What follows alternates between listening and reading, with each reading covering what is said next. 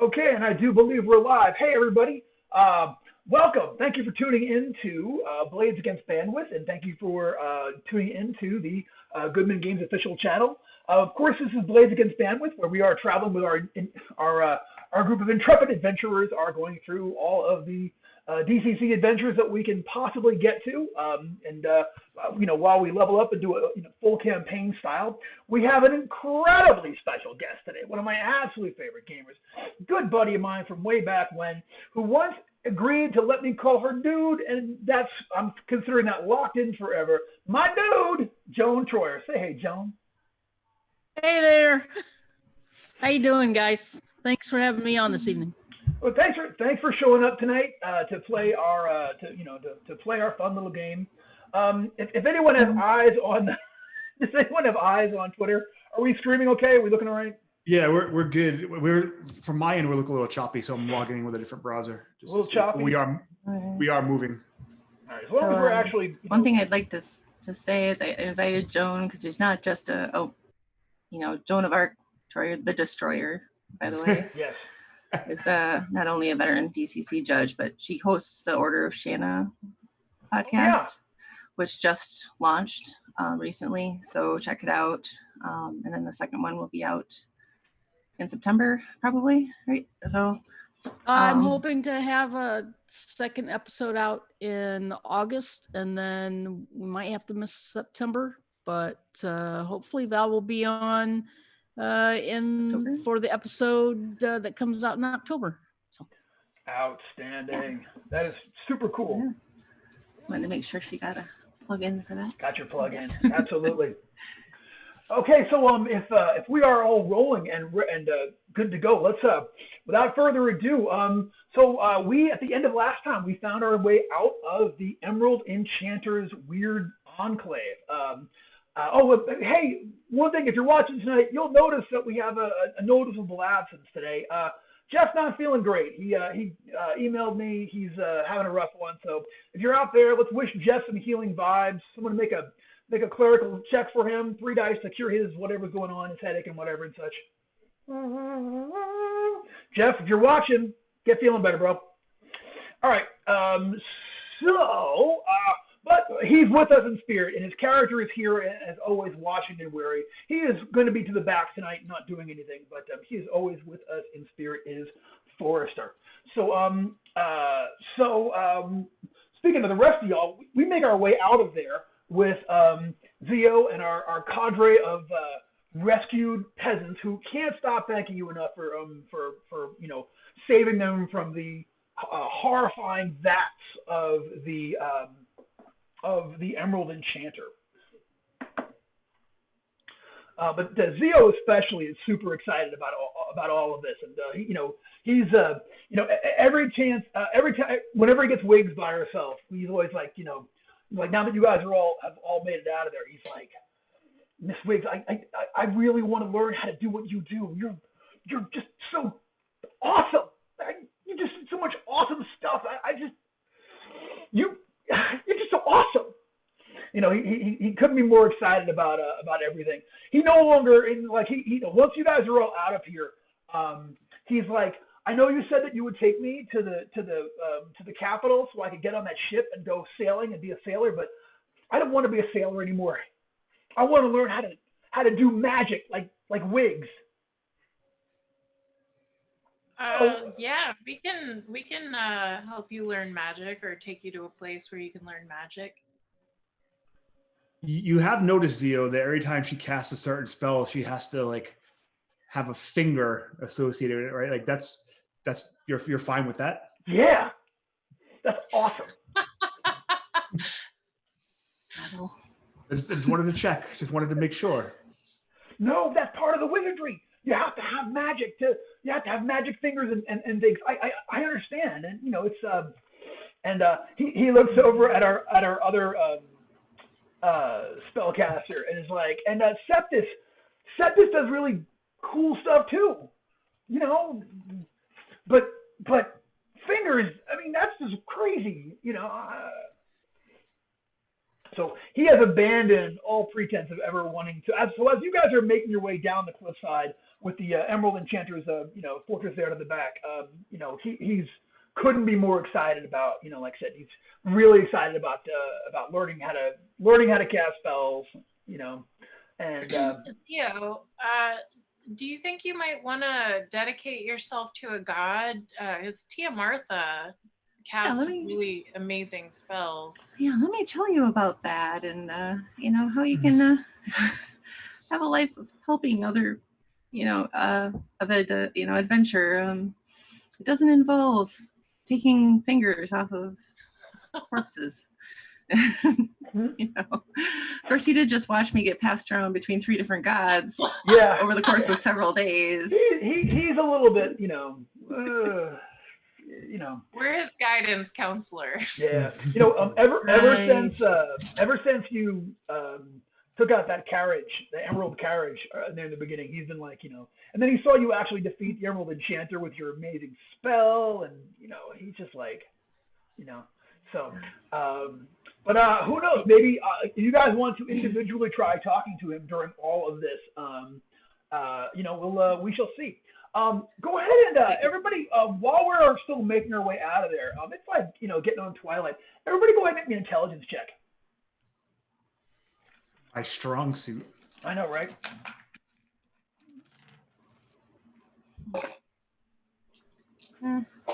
No. I rolled a 12. So far, you're Ernie. You got a 16? Yeah. All right. So while we are making our way back towards civilization, heading ourselves back off of the coast, Ernie, you happen to look up into the night sky. It's getting darker and darker, but you see, you hear kind of like the beating of wings, and you look up and you see there's a flock of you're not sure what it is, but some kind of flying creatures all at once. A lot of them just all seem to come up out of the citadel itself, that that you're sort of leaving, and fly overhead and start heading south and east. Are we still having this conversation with the kid about like what we want to do in the future, or what are we still having that conversation? Yeah. Zio will literally go on about that for as long as you let him. I mean, he's just, he's trying to. You see him trying to cast spells, like he's trying to copy, like your gestures and your words. Obviously, there's more to it than that, or everyone would do it. Since the camera's like pointed at me right now, because it's probably when I'm talking, it's my turn talking to the kid. And I was like, you don't want to do what we do. And I point up, that's not fun. Does that look like fun? And I point up at those things. Okay. He looks up there and he's like, yeah, that looks like glory. Like you would go out and fight those things and everyone would be like, you guys are the best, greatest fighters of all time. You would cast all the kind of magical spells and everything. That would be amazing. I can't believe I ever wanted to be a pirate or a ship sailor. Are these things attacking us? No, but you see like a whole bunch of you sort of track their things. They don't look natural though, and as they are as they're headed south and east, you see one of them just in the their silhouette against the moon for just a second, and it looks like one of those those flying skull things that you guys encountered there inside the citadel. Maybe a dozen of them. Are they patrolling? Are they looking? Are they just crossing, just flying through the air right now? You migration. Saw they all took off outside of the citadel. Like I said, you guys are maybe half a mile away from it at this point, but they all seem to take off like in one group out of the citadel. They're headed southeast like a bat out of hell. And which way are we headed? Well, you guys actually came from the southeast. The last city you stopped at, Order, is in that direction. This is where most of those peasants came from that you have with you right now.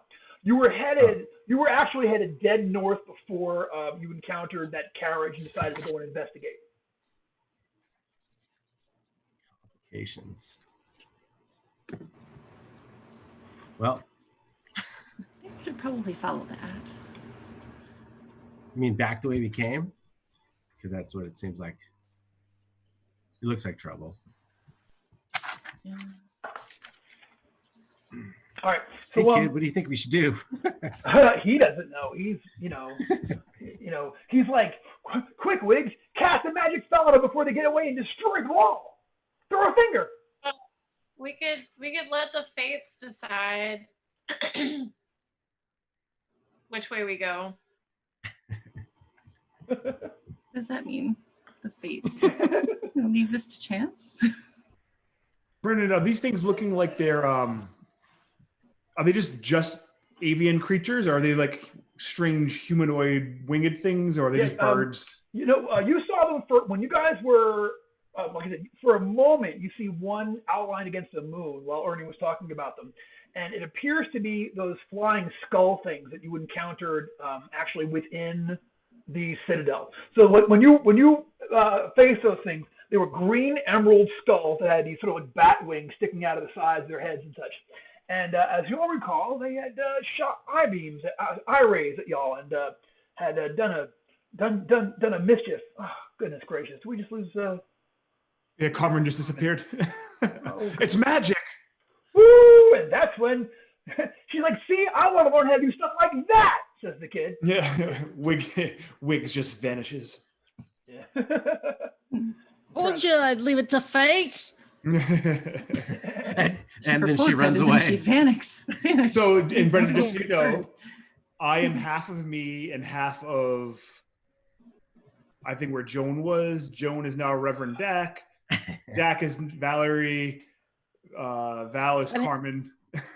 That happened last week too. Yeah. It's like you guys, it's been happening like every week. Yeah.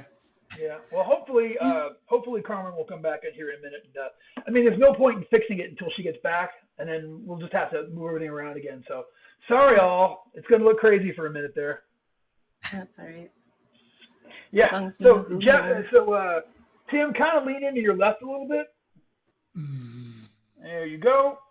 And and we'll be all right. At least see, we have to keep Tim in frame because Tim's got a real good quote of our handsome. You know what I'm saying? Like he's got to do double duty for me. So Yes. No offense.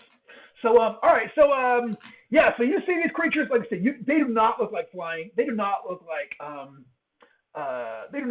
birds of any kind. They look like they were flying things that sort of like all came out of the castle. And like you guys are all discussing this, and a minute later there is this incredibly huge explosion. And you guys look behind you, and a burst of green fire comes out of the rubble of. You guys they're saying Thick Skull Adventures. Oh, what's up? So we should do impressions of the people who we're now taking over the Windows of. My impressions are terrible. I've always said that, like, if you ever wanted to like end all your friendships, you have a role-playing game. You have one of those games where everybody plays themselves. So you have everybody make up themselves a player character, and then everybody hands one character to the left, and we play one session, and no one's ever friends again. It's over. It would just be the worst.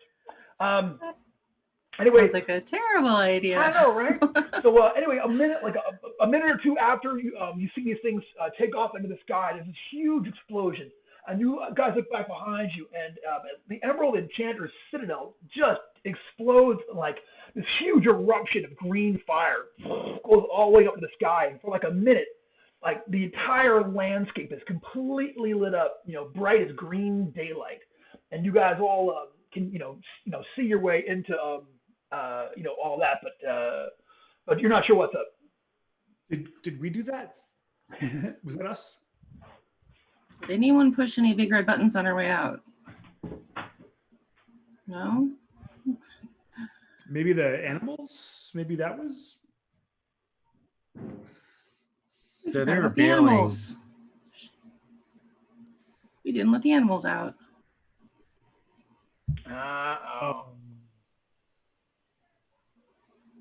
Does the explosion seem to be as big as it's going to be, Brendan, or is it like spreading towards us? Everyone make a dex check. No, it erupts. There are a bunch of little minor like explosions that come after it as more things explode, and then you get some actual proper colored fire. You see some yellows and some oranges in there, and it gets bigger and bigger. but yeah, it doesn't seem to erupt any further. For a moment, you hear this like crashing all around you, but you realize that it rained like in the area. It rained debris for a while. There's just bits falling down from the sky, but it didn't come far enough to actually be a danger to any of y'all. But it looks like. Oh, go ahead. Well, I was going to ask our friend Septus if they know anything that might explain an explosion like that. Septus, we're all looking to wizardly advice now. Actually, yeah. Did you do that? Yeah. Oh no. I'm thinking on it though, but I don't have anything that I don't know. Maybe we should go check it out though. That's probably. I'm so tired, and I was looking so forward to sleeping in a real bed tonight. I know. If I would have a few days of rest, I think I'd be much stronger. Well, I'll tell you what. If you guys wanted to head towards Orr and check it out, I mean, you're more than a day away. So you just got out of here, and you're gonna have to camp within the hour or two at some point. You guys have literally been in a 5-hour-long sword spell and fist fight. You know what I'm saying? So you guys are already looking to rest at some point. Wait, so this, it was a castle, right? Yeah, it was like, so when you guys first got there. You just left this thing and then exploded? Yeah, you guys left like, you walked out. So that means we won. That means we won. The end credits are going to start rolling. Yeah, who knows? All right, so all right. I mean, okay, so we got to go back to the village, and is that where these skulls were headed? They seem to be flying in that direction. Yeah. Yeah, so that's where we need to investigate. Probably. I don't think going back to the castles, we're not going to find anything back there, are we? It just blew up. The whole thing just exploded. I mean, you can go check the rubble if you want to. There's fire. Oh, I guess we should. All right, so yeah, when you guys walk back over there, I mean, it looks like, so if you remember, it was sat right there on the edge of that cliff, and it's like the whole edge of the cliff seems to have just like fallen down into the sea. So like you follow the path up to the door, and it's like the geography of that coast has changed. People are gonna have to change maps because this whole big area surrounding the thing exploded, and then the whole bit there just slid off into the water. Carmen's trying to get in. Julian says she has to, so she can become the best Jeff ever. I'm not sure if that's how it'll work, but because I don't know how the Zoom thing works. But I think Jeff would agree. She's a Jeffier Jeff than even Jeff was. Are you ready? 1 second. I got this one. You need to be out or in? That's what's happening with Carmen right now. I know, right? Carmen, are you coming in or are you coming out? In? Yeah. Oh. All right. So, do you all want me to start looking to make a camp? Yeah, let's camp for the night. Yeah. Probably away from. This is a good view. We got a good view. We got a fresh cliffside here over the ocean. You guys could, like every once in a while, as you guys look down into the water, there's just a blast of green. You know what I'm saying? Or some kind of weird something like comes up to the surface, making sort of these rainbow oil slick looking sort of clouds on the surface of the water that then ripple out, dissipate. You guys. You guys find a spot to camp that night? Yeah. All right. Yeah, I was a shepherd, so I had to stay out with the flock. Yeah. A few days at a time. You find a good spot for shearing. Something out of the wind. You know what I mean? Yeah. Needing to get a haircut. It's also surprisingly romantic. Like in a pastoral sense. Not in an elegiac sense, because it's proper. Yeah, you find a place to crash out there. You're still in eyeball range of the water, but you're out of the wind. You guys set up camp and rest up that night. And when you guys that next morning, everybody gets back 1 hit point. Spellburners, you get back a point of spellburn that you had spellburned. You get back, Anatol gets back 2 points of luck. Tia Martha is back to regular disapproval. Yes.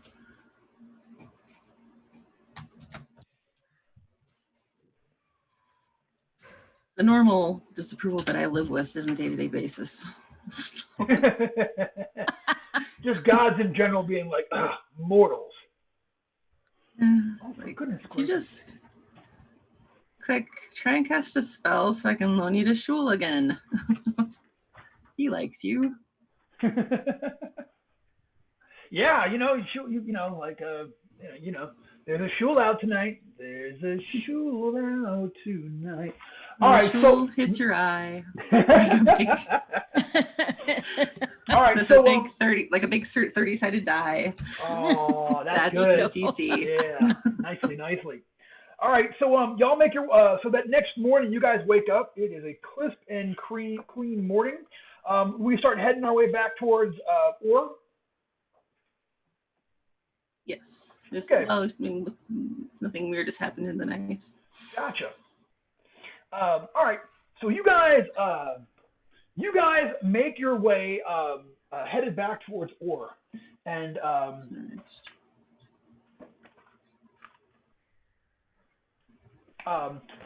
so it's a most of the day hike. The few peasants that are with you, the people that you rescued from the interior there, they're all very nervous about what might be going on and looking to get back to their family and friends, and terrified of all the stuff that could have maybe did or should have happened while they're headed in there. By night, though, they show you a shortcut. By nightfall, you start seeing the lights of Ore ahead of you. But it looks weird, though. When you guys start getting up close, you see that one of the buildings there is actually on fire. Oh, well. Go help. Is it on fire and like people are running around trying to put it out, or is it just like on fire, quiet? Like there's no one like. Right. You know what? It is on. You actually walk up and get up to the edge of the village. Okay. And it is on fire, and there are people who are just seem to be walking back and forth in front of it, but no one seems to be attending to it. No bucket brigade, nothing. You see 3 or 4 individuals just kind of wander past it with as if it wasn't on fire. Do they seem okay? You're gonna go and check one out? Yes. All right. I'll go with you, Tia Martha, too. Cool. Is everyone gonna go wander over there and see what's going on with them? Yeah. You know what? See what's going on. Yeah, you take a few steps towards it, and then boom! You guys walk into some kind of a barrier that seems to have been erected around the outside of the village. You literally just bang your head on the right into the middle of it and such. But now that you're up close, one of those villagers walks his way over to you, and you can see where he is. He has got all of these green crystals that are growing out of his face in different directions. He wanders over and he is he sees you and he says, "None may resist the enchanter, the mighty Emerald Enchanter's power. All shall suffer the consequences for those who would oppose him." And then he tries to get at you, he's kind of banging his hands on the edge of this thing here, and nothing happens. He's he is not able to get through that barrier to get at you. Huh. Is it something we can we? I try to see and get an idea. Does it feel like a barrier? Okay. Does it feel like a wall? It feels like a wall of air. It's completely slick. There's no friction on it anywhere. And you sort of wander around the edge, and it goes all the way around. While you're wandering over there, though, you see that like one of these people with all the crazy like those crystals coming out of their green crystals coming out of their face, like one of them walks into a barn. It's getting crazier and crazier here. One of them walks into the barn, like this barn, and like out of it, like a bunch of horses and cows and like a couple of chickens, come out of there. One of the chickens, you ever see a chicken take one of those giant big flying leaps they can do? Like they can't really fly, but they can kind of like one of them sails and actually makes it out and like lands on your side of this barrier. So they were up pretty high, but not like 1,000 feet up in the air. You know what I'm saying? Ernie, you want to give me a boost? Yeah, let's do it. Maybe get across this barrier, eh? Okay. All right. So let's get you on top, and I got a chain. Let's do it. I do have a 50-foot rope. See, there we go. What help there? Well, if I get over, I can toss you some wood every once in a while, and if you get across over there and you find you're breaking out in warts, I got a cream for that. Yeah. Oh, look. Do you have a cream? Do you have a cream for green crystals? Someone's joining our party. Oh, yay! Who could this be? Hey. Mystery guest? Oh, we lost sight of Wiggs. And then Wiggs returns just as we find these wart-covered people. Yeah, I don't trust her. I think it's, Wiggs has always been weird with the whole finger thing. I don't know. Yeah. Hey, now Wiggs is me. Damn it. All right, I'm not.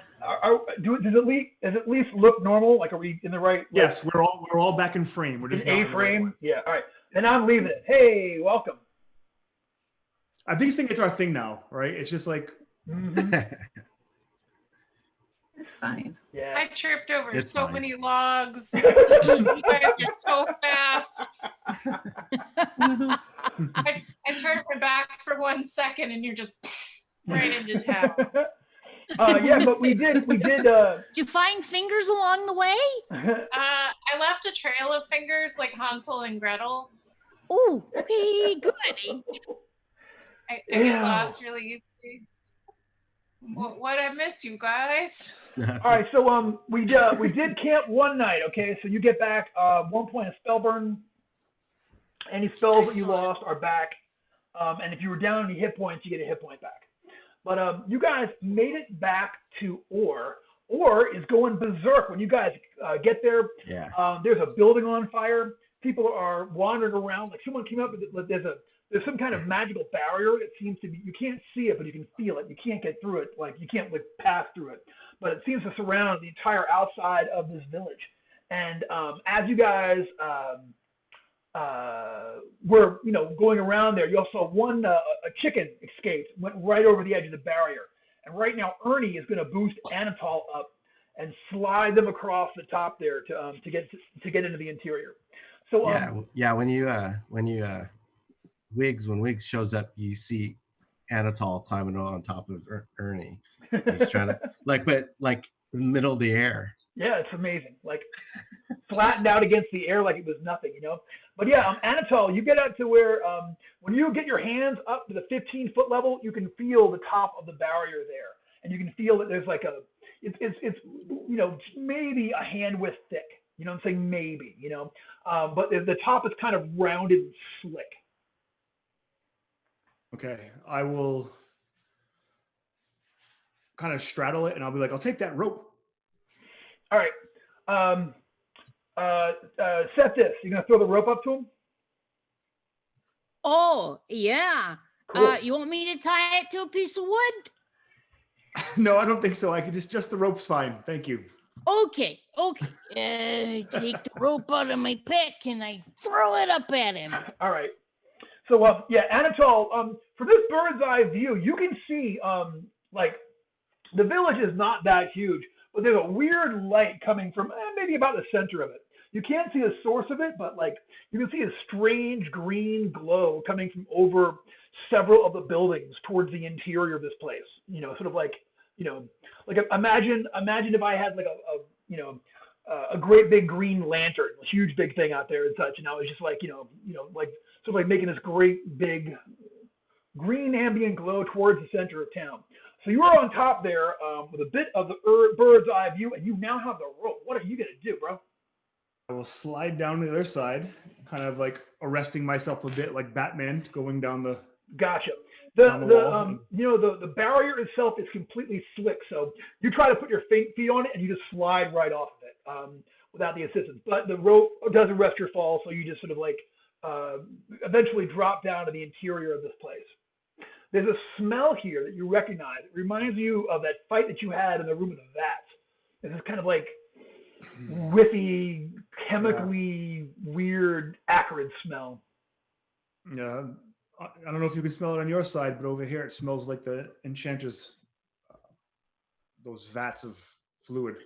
I guess we're not done with them, so I'm going to take a spike just to anchor the other side of the rope so they can climb up over. Okay.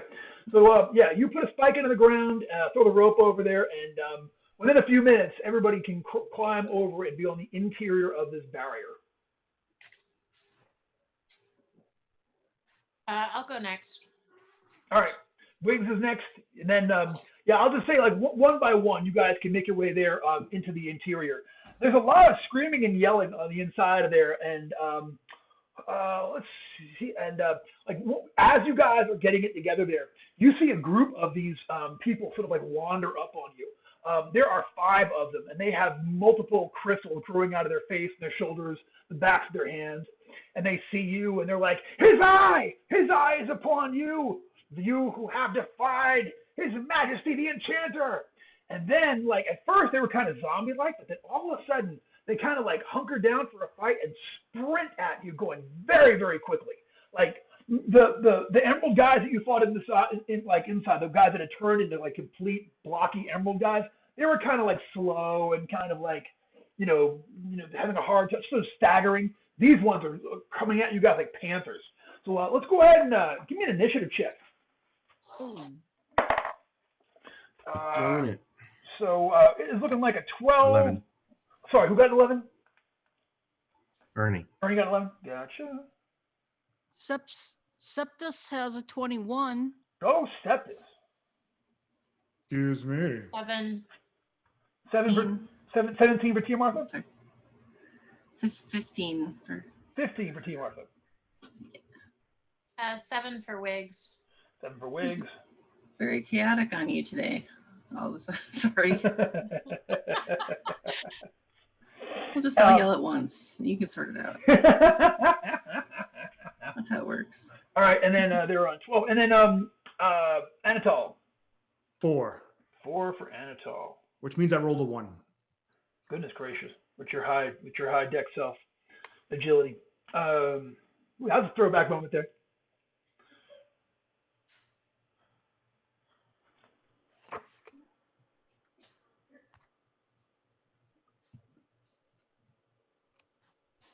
All right, so these things are all sprinting at you. Like I said, very, very quick of motion. Septus, you can go first. When we start off, they're about 30 feet away from you. They just have it looks like they've picked up like cobbles and blocks, just like pieces of rock essentially as weapons. But they are coming at you with intent.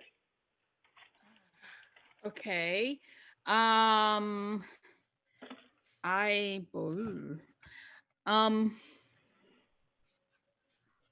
cast Choking Cloud on them. All right. Go ahead and make your check. Hey, real quick, we are here. Are we leaving the kid and the other villagers outside? Yes. Okay, so the kids and the other villagers are outside this place. All right, Choking Cloud. I heard there's going to be a Choking Cloud getting involved here. Choking Cloud. JT, are you, go ahead and make me that spell check. Are you going to do any spell burn? I'm legally required to ask you to do spell burn. No, not at this time. All right, gotcha. All right, go ahead and make your check, my friend. Oh, it's going to be that kind of game, is it? Joan. This is... I rolled a 19 and now it rolled a 1. Yeah, but I do get... Wait. I get to add 4. I mean, that's swell and all, but it's still a 1. Go ahead and please give me a D6. And if you have a luck modifier, go ahead and add your luck modifier. Well, that's a -1. So if does it go up or down? It'll go up. It'll go 6. No, it'll go down. So you roll a 5, it'll be a 4. If it's a -1 and I rolled a 5. Yeah, looking at a 4 here. I should rock and roll a 4. Please roll me a D4. D4. 2. 2. That's hilarious. Yeah, it is. All right, so actually, this is interesting.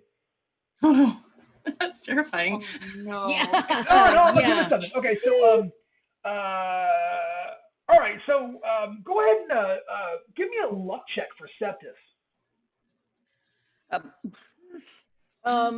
So I'm supposed to roll on or under, correct? Yeah, on or under your luck. This isn't gonna be pretty. He only has Baby. 6. I rolled a 4. Outstanding. All right, so here's what happened. Okay, so you throw that, okay, and the spell, you had that terrifying moment that wizards know that, oh my goodness, the spell is completely gone awry, okay, and instead of the usual noxious weird clouds, you get this weird pink misty stuff that it just, it smells like amoxicillin. It has that like, what, like you created, like you're not sure what you did, but like it 2 of the people who are running up, it actually like gets around them. And when they come out of the cloud, they're like coughing and holding their hands. And you can actually see that those crystals are actually like shrinking back into their heads and like on their hands and such. And the 2 of them like suddenly, it's almost like they popped awake and they're like, what's going on? Oh my gosh. Oh. And now they're looking around at, at what's going on. So 2 of them, Don't ask me how I did that, because I don't know I could do it again. You invented antibiotics. Oh dear. So Septus, you don't know what you did, but 2 of them kind of popped out of it, and then the other 3 are continuing to charge up at you. So we don't know what happened. But Tia Martha, there are 3 more that are still coming in from different directions, about 20 feet away. The pack them. I'm going to cast Word of Command. All right. Go ahead and... Someday, and today might be the day, the spell is going to go off successfully. Could be today. Hey, that's a successful casting. That's a total of 15. That's 15. Speak a word at a target within 30 feet. If it fails its save, it must obey the command for a number of rounds, either equal to 1d6 plus cleric level. I will point to the closest person who's still attacking and say, halt. All right. And here comes that saving throw. It's a DC 15. Yes. One of them stops dead in their tracks. How many rounds that for, Tia Martha? 5 rounds. 5 rounds. It only affects one of them, so. Okay, yeah, but one of them just stands there like, like completely boggled and doesn't seem to know what's going on. So the other 2, however, continue to charge in, and I am going to roll random like to see who they feel like beating on. And like I said, they don't really seem like those ones that you fought while you were in interior there. All right, one's going after Wiggs, and the other one is going after Ernie. So, Ernie, you have one of them charged in on you, swinging at you with just a raw, like he's got like a clump of cobblestone in his hand. He had been at a 19 with that action. You take 3 points of damage and then like have like a line of blood drawn across your forehead where he just hits you at the side of the head with a rock. Wiggs, the other one's coming at you. Same situation. Gets a total of a 13. That's exactly my AC. Yeah.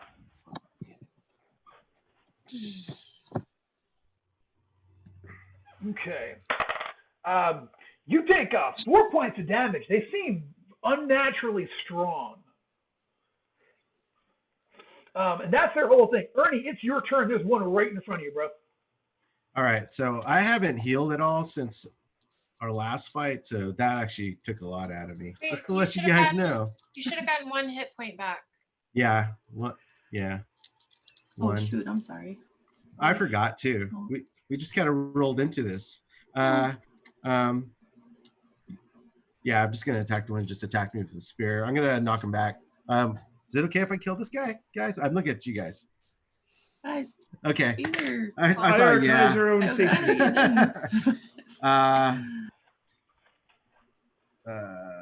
Does an 11 hit? 11 hit. 11 does not hit. It seems like your skin has been somewhat transformed. You hit this thing. What weapon did you use? With the spear. I'm sorry. You poke him with the 7-3 spear. Yeah. Yeah, you poke him with that, and it was like poking a slab wall. You know what I mean? It just kind of like you hit him, and it kind of skids off his body. But that's all right though. Caught me off guard. Yeah, well, shan't happen again, I'm sure. It is time for Wiggs to do something wiggerific. I am going to cast. I'll cast Magic Missile just because. Wait, yes, I'll cast Magic Missile. All right.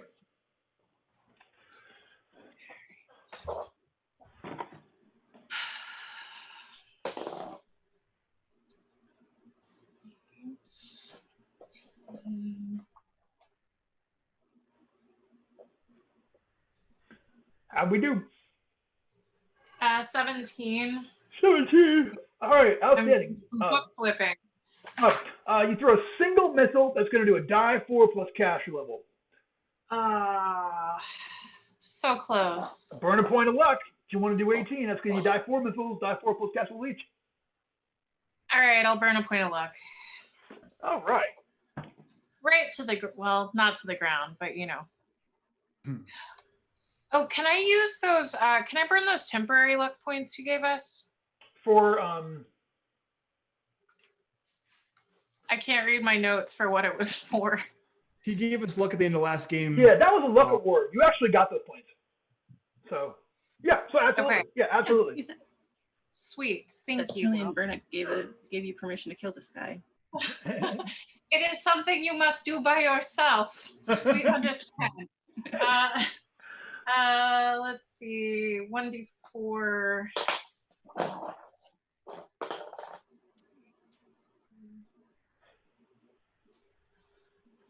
6 points of damage. Well, wait, how many missiles? Roll a d4. You're going to do a d4 missiles first. Yeah, sorry.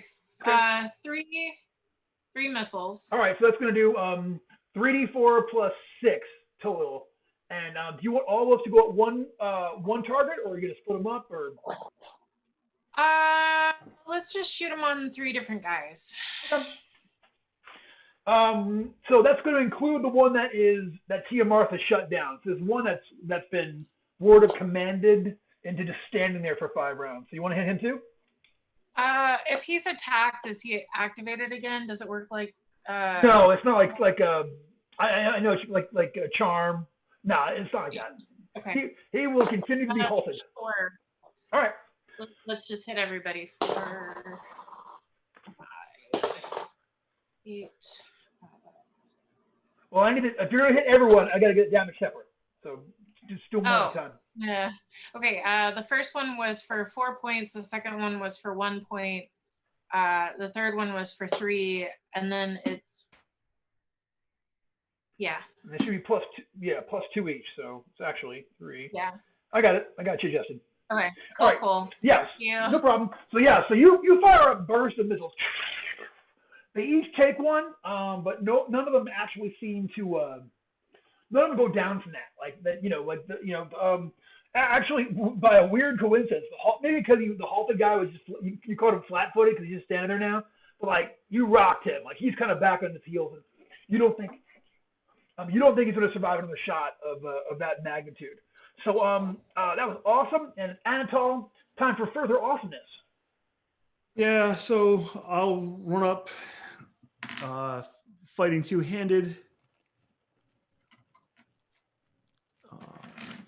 with my short sword and with my D16. And my long sword hits an 11. It's not going to do it. Yeah, it's going to miss. And the short sword's even lower. So I'm just kind of, ha-ha! Don't get too close. All right, cool. So, you swing in there and does not connect. That's all right though, because Septus the wizard, is going to go. But I will say that the two that are currently transforming back into people are both now kind of like fall on their butts. They're both like sitting there like they seem exhausted. It seems like they've been they're suddenly tired. So Septus, it is your turn. There are 3 of them left that are still attacking. One of them that's back a little ways and halted. There's one right in front of Ernie and one right in front of Wiggs. And they're looking pretty tired at this point, eh? I will help them take naps by casting sleep. Good. Okay, go ahead and give me that spell check. That is going to be an 18. 18, outstanding. And up to 3 targets within range. They'll fall asleep for 3 hours. 3 hours. All right, cool. Mm-hmm. All right, so I'm gonna roll their the saving throw target is a DC 18 willpower save. I'm gonna roll them separate. So first, I'm gonna roll the one that Tia Martha halted. Here they go. They are asleep. Number 2, the one that attacked Ernie, actually gets a 17. Is gonna make it out of that one. Ernie, that one shrugs it. Oh, wait, what'd you get, 18? You got 18? No, sorry. Close, but no cigar. Falls out. Third one does fall. So all 3 of them collapse and are just lying there. And they cannot be awakened for 3 hours unless they are tickled with the feather of a phoenix. Tickled with a phoenix feather. Well, good luck on that action. Yeah. Right. It's time to lay hands on Ernie. All right, go for it. In a healing way. Yes, please. Oh, that was a fail.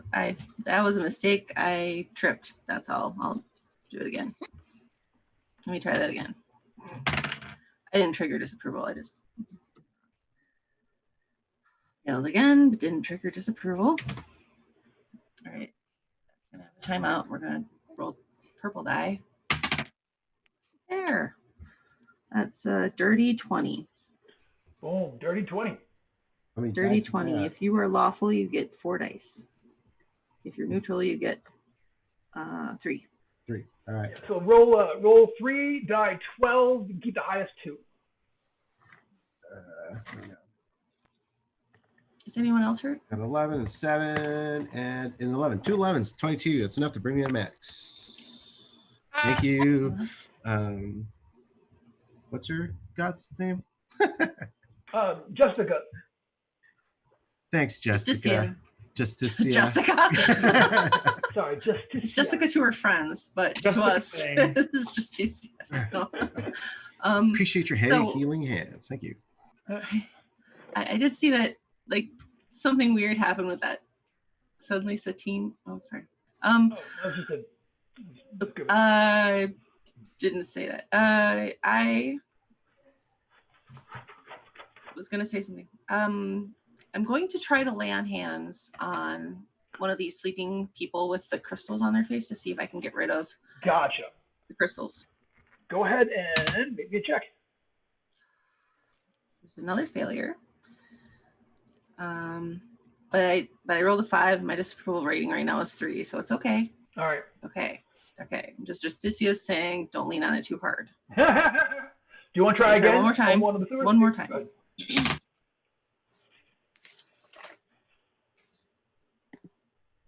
Trigger disapproval. Ooh. I didn't listen. Yep. I didn't listen. I never listen. I went ahead and I've actually put a bookmark in Justicia's the approval page because I'm just in case. Go ahead and Oh, of course you did. go ahead and give me a check. I should just Only one of the whole the book, by the way, D4 is only one. ready. Okay, so 2d4.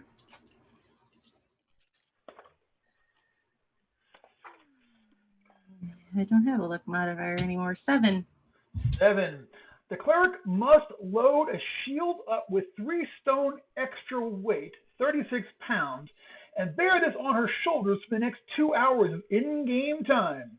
The cleric may only set this load down to engage in combat, cast spells, lay on hands, or turn unholy. Load up a shield and bear it up the shoulder. So you basically have to carry this really, really heavy stuff around for a while, I guess, is to teach you a lesson about healing, folks. Justicia, such are her ways. That is bizarre. Yeah. All right, so Right, so I'll you know, do that. when we said we should go into town and get loaded, this is not what anyone was talking about. Are you sure? Justicia is a very literal god. All right, so that did not work out. The 3 of them are still there asleep. Well, let's tie them up then, so they can't cause any more mischief. 3 hours? I think I got plenty of time. We don't break this case wide open in 3 hours. Does anybody have a shield that I can borrow? We'll pick it up. Yeah, we'll find a shield. I'll I can have you carry all of my weapons. I have a hand axe, and I have a long sword, and I have a long bow. That's a lot of stuff for a wizard. It is. It's fairly heavy, so you can carry it if you'd like. Yeah, Oh, yeah. I will say that loaded, encumbered by all of that, that is going to dock you 10 foot of movement rate, and will be like, you know, it'll be like the armor check penalty will be crazy. You know what I mean? Like what to figure it out on an individual basis, but it'll be nuts. So Right, so I'm loading a bunch of stuff, and yeah. All right, I load myself down. I find a garbage can lid or some. I find a shield. Can I find a shield? Yeah. I'll have to find a shield. I think We'll find a shield. Like anything can be a shield, though, right? Just anything you put in front of your body. Yeah, let's get the exact. Okay. Can I sling Forrester over my shoulder? How For about a manhole cover? What about a meat shield, just like a person that you make? Forrester isn't doing anything. I love how it's 2 hours in game time, which will put us exactly at the end of our broadcast session seating. So, Exactly. so have fun with that. So yes, you are officially carrying an extra 36 pounds on your back, and it's and maybe not 10, maybe I'll talk you about 5. That's not as bad.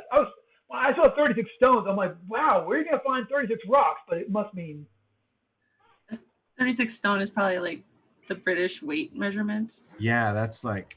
Stone's like 8 pounds, I believe.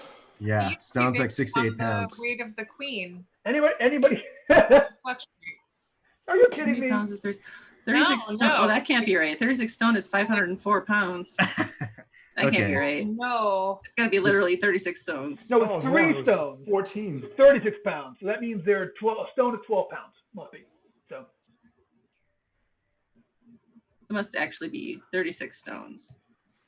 So literally, I have to find 36 stones. Pebbles. 36 Just 1 take pound that. rocks. Okay, All right, I'm gonna so- start looking for stones. Put them in my. So we can't. She Right. can't go. So Martha can't go anywhere until we get her a shield full of at least. You know, we'll say that a backpack full of rocks will satisfy. It'll effectively be a shield. What about Pride? the Emerald I can Enchanter? loan you And using one that. of my 3 large sacks. I have a large sack. have that. Yeah. Oh, I do have a sack, I think. Oh no, I don't. Wait. Oh yes, I appreciate it. Thank you, Septus. No, I do have a large sack. Here it is. I see it. Oh, I yes, have so- a plethora of them. Okay. I Thank have you. a It means a lot. backpack Don't eat that. So while they're talking about stones of Brendan, there is still a house on fire, right? Yeah. Are there Oh yeah, more of these yeah. Big time. Like, did anyone Animals else running make- around, Shadows. "Ah," you know, and like, you know, it's a. Well, it it's- seems like the house on fire is the least of our worries at this point, since Yeah. there's like a big glowing. So in the center of town, there's a glowing. Yeah, so when I guess when everyone was on top of there, if you were taking a look around, but when Anatol was on top of there and actually sitting on the barrier, sort of like Okay. with the advantage of having that height, you saw that towards the center of the village, not a huge place, but towards the center of And the how- village, yeah, there's a green light that's glowing up there. We don't know what it's doing. Yeah, how far away is that? How far away is center of town from where we are? You're right looking now? at about 2 miles from here. 2 miles. Oh, I mean, I was it's a thinking we could village. just run over there really quick. Okay. Yeah. So I guess we have to figure out what's going on with this one house first. It's You wanna about go, 2 miles to the center of town. Far. Anybody else wandering around except for these So five yeah, you like. guys? You're gonna go like right now. You're sort of like right at the edge. You just made it like into the Yeah. proper size of the village. Really, it's about 1.5 miles the center of town. The whole village about 3 Okay. miles across. And then- you know. And then this is just like a farmhouse out here at the edge of town. Yeah. And it's on fire. And then these guys that we just attacked, they're all asleep, right? So they're going to be asleep for 3 hours. I don't think we have to worry about them. 3 of them are asleep, and then the other 2 are literally like, like sitting there, and you can watch as the crystals are like disappearing from their bodies. They're like receding, as if they're like shrinking back into them, and then they get small, and then they fall off. And they're Are they like, conscious? I'd like to collect them. all right, you do. Even as you hold them in your hands, they're shrinking and getting smaller.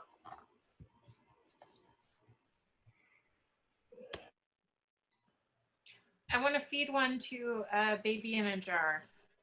Wait, did Jeff do that last game? I think last baby in a jar got killed. Didn't it get poured into a? What the heck happened to it? One of them. Well, Put something to it and it tried to Jeff had his kill. babies in a jar, and I had mine. Oh, okay, gotcha. You put one into the thing in a jar, and where's Julie now? It's definitely looking like you put it in there, and it starts to fizz in there, and it's shrinking. But you don't think it's doing the health of your little creature any favors there. It looks like it's starting to choke I'll up. fish it back out again. All right, you fish it out of there, and again, it's just like it's dissolving like soap, just getting smaller and smaller, turning into dust. My COIO teacher that hated D&D and believed in the satanic panic could only see me now. We should Seven email. fingers, dating jars. Let's send him a link, okay? Because God forbid.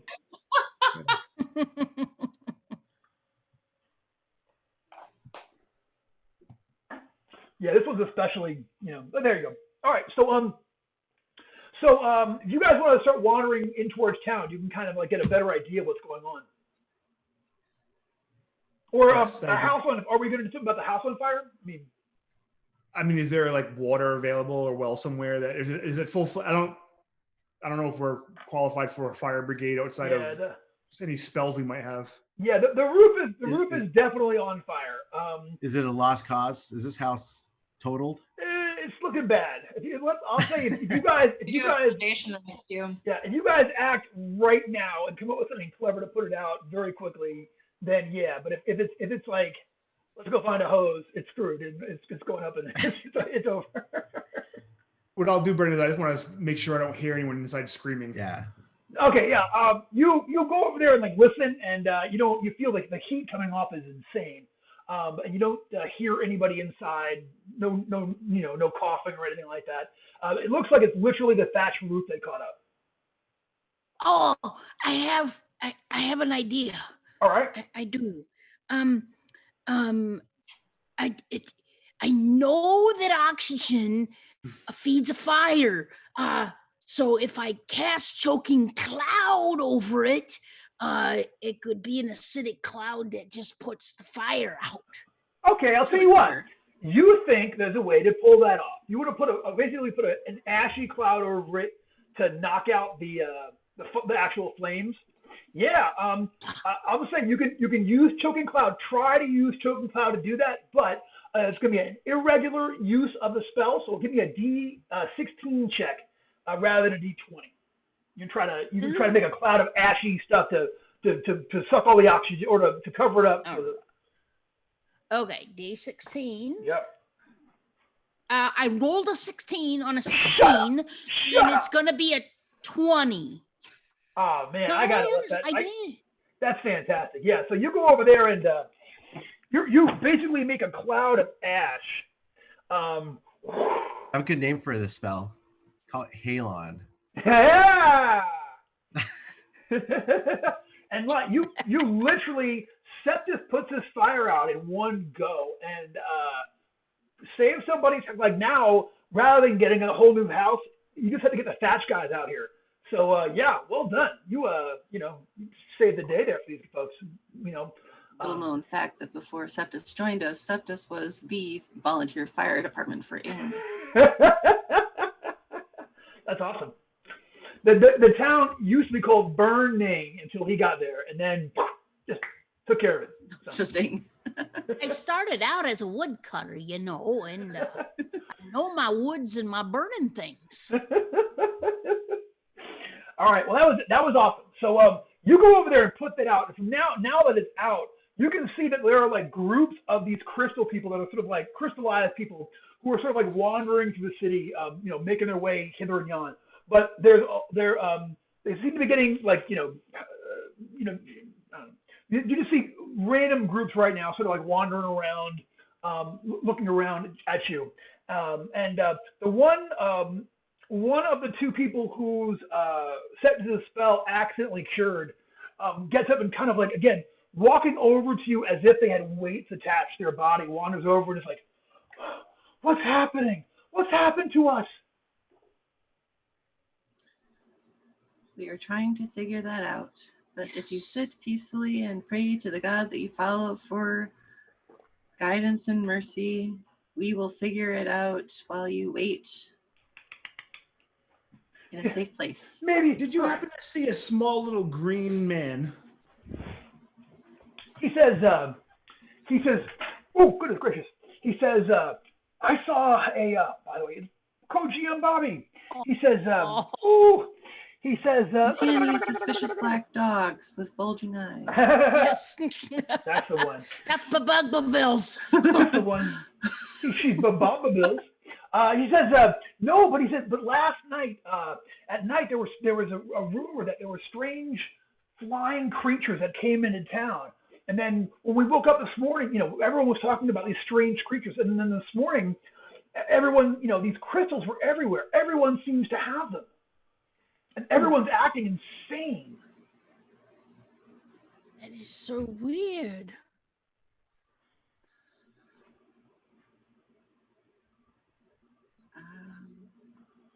This town is cursed, I think. People have been disappearing from here for weeks. Oh, we did rescue some. Oh, well, wonderful. But well then, if you are heroes, then, and if anything you can do to help us in our hour of need now, we will be forever in your debt. Where did these flying skulls go? Do they come to town and then head off in a direction, right. Or? No, she points over to there's a chapel not too far from here.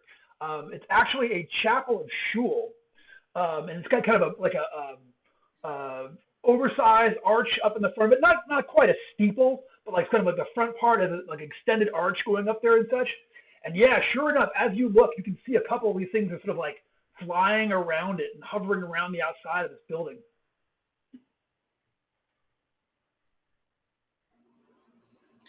I think we know where to go. Mm-hmm. All right, let's head back to the rope and leave. No. Throw the rope back over. All right. Great. Over there. Do you happen to have any? Is there a militia in town or a guard or any? If my friend Tia Martha here can equip herself with a shield, perhaps.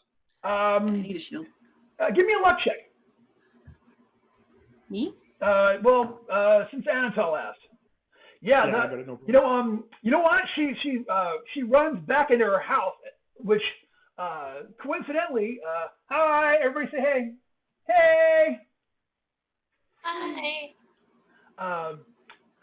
She runs into the house that Septus actually saved, and she comes out. She's like, my husband is in the guard, and yeah, Tia Martha, you are presented with a shield with the town symbol of ore on the front of it. It's an actual ore, just like a rampant, right in the front.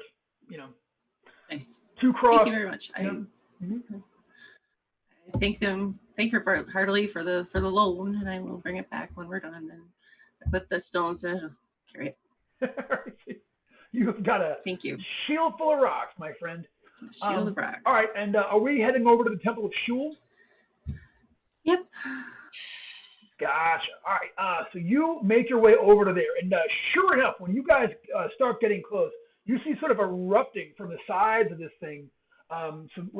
They are those same creatures that you guys saw from the when you were in the citadel of the Emerald Enchanter.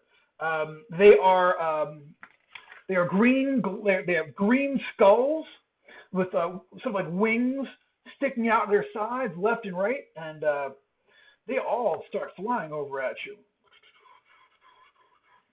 Yeah. So right now, I'm not sure. As you start making your way over there, 3 of them start flying in your direction with their huge, big green faces. Go ahead and give me an initiative check. They're going to go on 17. Sepsis is 15. Septus on 15. Ernie also with the 17. Okay, Ernie's on 17, and y'all know my rule. Ernie goes first. 18. 18 for Tia Martha. 9. Wig's going to go on 9 today. This for Owen. Anatole. 12. 12 for Anatole.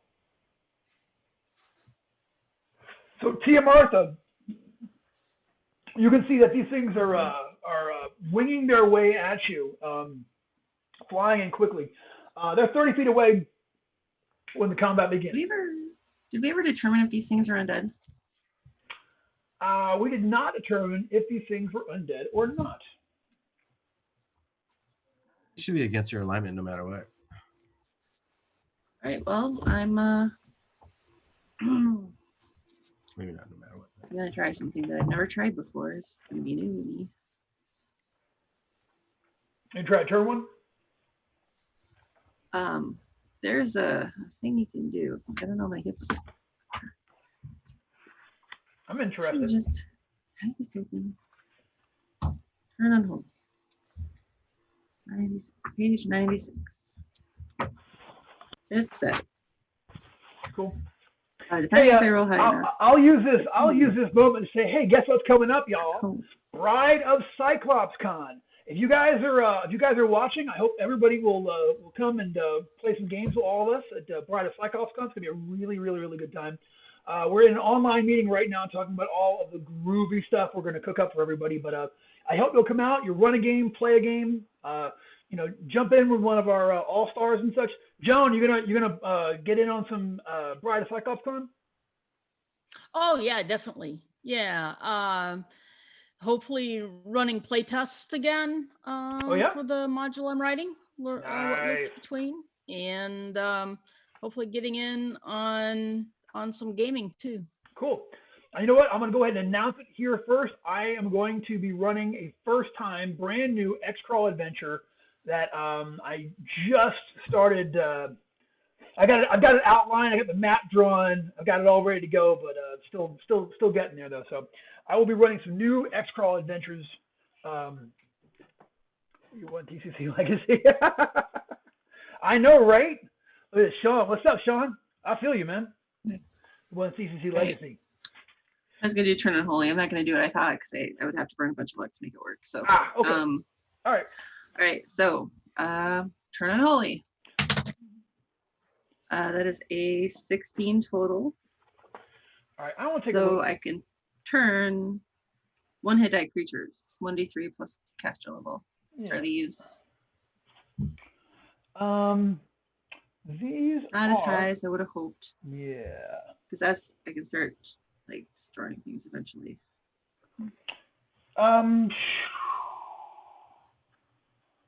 You know, I want to just I'm make. not sure if they're actually undead though. They're probably magic. I want to read the actual. All right, turn unholy. I'm gonna actually look at this. You are lawful, and you can turn undead, demons, devils, chaotic, extraplanar creatures, monsters, chaos primes. All right, these things are actually not chaotic, so I'm going to say that these things are not going to be affected. But you are not going to get a point of disapproval either. So, okay. Oh, cool. So I'm like, all right, so they aren't undead. Yeah. Now we know. Yes. So, but you don't get any disapproval for that, and they keep coming. So, Ernie, these things are flying at you, and their eyes are starting to glow. Yeah, does it look like they're gonna kind of hover there and use their laser eye beams? That's what I'm calling them. They are gonna. You think from experience that they are indeed going to hover there and use their laser eye. Okay, I got my mirror shield, and I am going to make sure I step in front of the party in general and make sure I'm in between them and these guys, and I'm gonna like the equivalent of readying an action if these guys. I know what you mean. Yeah, that's fine. Laser bolt. Yeah, so you are gonna get involved, and you're gonna get up in front, and you're gonna get your shield ready and try to block them off. So let's go ahead and they are next. So yeah, sure enough, they are going to blast with their eye rays. So here it comes.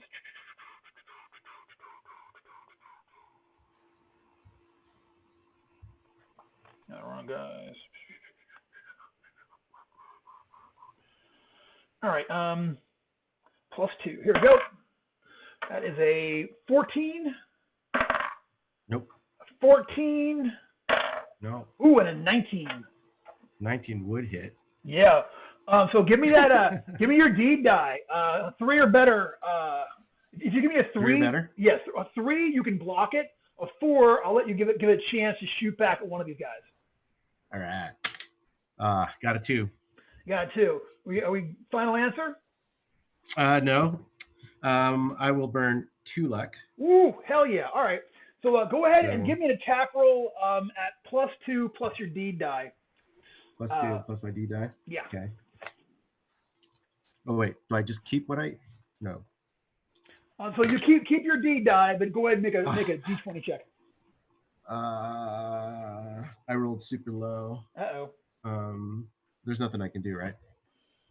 On your D20? Yeah, I mean. Yeah, I rolled a 4. Other than burn a ton of luck. So you one of those blasts bounces off your mirror shield. It just goes off into space. Okay. But it doesn't hit you. Random. You got the defense in that. So and then they actually fly up close. So they will be in melee. They fly up to where they're 10 feet overhead, and next round they're gonna dive in and try to bite somebody. So Can I get ready for a? Can I plant my spear for a charge-like attack? On your next round, absolutely. Okay. All right. So they fly up there overhead, and it is Septus. Septus, those things all shot a volley of laser death beams, that we're calling them. And now they are flying, and they're 10 feet overhead. It is your turn. What are you going to go for? Joan, it's all you. It's all your turn. Oh, yeah, no. Force manipulation. Oh, okay, gotcha. Yeah. I rolled 19. 19 for the but I actually don't want a tower shield. You want to use a lower? I want to use a lower, yeah. So basically, I just want the apple-sized sphere. All right. That will, that it will inflict the 1d6 per caster level. Okay. Make me your attack check. So they have a 25-foot range. They're close enough to be able to do that? Yes, ma'am. All righty. And my attack for that, I rolled 18 on die. Nice. Give me damage. Give me a D6. Okay, is that 2d6 then per caster level? 1d6 per caster level. So yeah, 2d6. All right, so that's 10 points of damage. Right. Seth just conjures an egg of force, hurls it at one of these things. It goes through it. It makes it sound like a strike at a bowling alley. Clong, clong, clong, clong, clong. And bits of Emerald skull fly off in all directions. Wings flap east and west. There are 2 left. You see, when that happened, like a couple more that were around the belfry all sort of like see what's happening, and they get ready to start winging their way in and back up their buddies. But they can't go yet. Ernie, it is your turn. Anatol, your turn. I will rush in. Not Russian, but rush in. Gotcha. And swing my swords about. Hopefully this time it's not just waving them. And it's just waving them. Actually, I rolled a 1.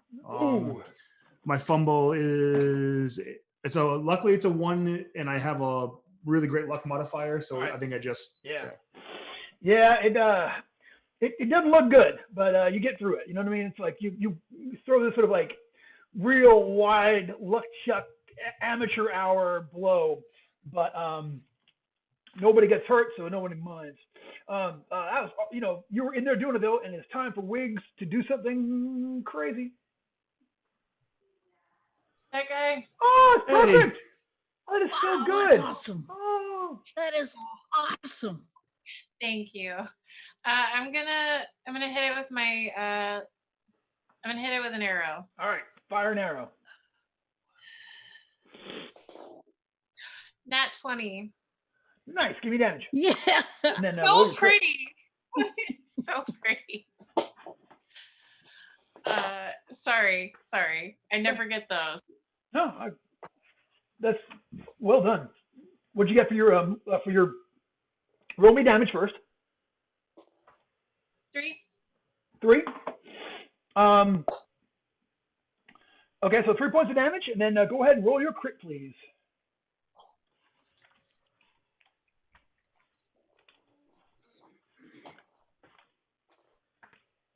Two. 2. 2. Slash to head removes foe's ear. Inflict plus 1d6 damage. It doesn't have ears, but it's got a wing right where an ear should be. So I'm counting that. So go ahead and roll me that extra damage, die 6. 2. All right. So Wiggs pointing almost straight up with the bow because they're right overhead now, getting ready to shoot their eye beams down there and such. Wiggs just takes this wing right off of one of them. Shaw! Wing goes this way, head goes this way, lands down there at your feet. For 1 second, it's like still trying to bite, and then it falls out. Nicely done. So, Tia Martha, you can see it is your turn next. The 3 that had flown over to you are all gone, but there are another 4 of them that are getting ready to they were all sort of like hovering around the outside of this great big chapel, and now the other ones see what's going on and they're flying at you as well. But so far, no villagers none of these villagers infected with this crystal, whatever, have showed up. So that's good. So you got that going for you. Okay. So, and I'm sorry, but I was the dog came in and distracted me. No, it's all good. Did anyone get hurt? Is anyone hurt? No, they shot their eye beams, but Ernie blocked it with a mirror shield and sent a shot off into space. I guess I would like to. Let's try to cast paralysis. All right. Roll high. I did. I rolled 18. Oh, look at you. So there, take that. Roll high. Hey, that's me helping. That's the best advice I have for anybody in this game. Well, roll high. Do your best. All right. Paralysis. So was it a total? You rolled an 18. What's your total? No, I rolled a 15. My total is 18. Total, okay, yeah. Actually, so you can so they're still a ways away, but your melee weapons and missile fire weapons are charged with paralysis. It's going to last for the charge will be for 1d4 plus CL rounds, and paralyzed creatures struck are going to be paralyzed for a die 6 plus CL rounds. So you got that ready to go for next round. All right, that was awesome. So Ernie, the other ones are about 40 feet away, and they haven't come in this round, but they're getting ready to. So you've got a chance. If you have something you can do at a range, you can try to get at them before they make their way in.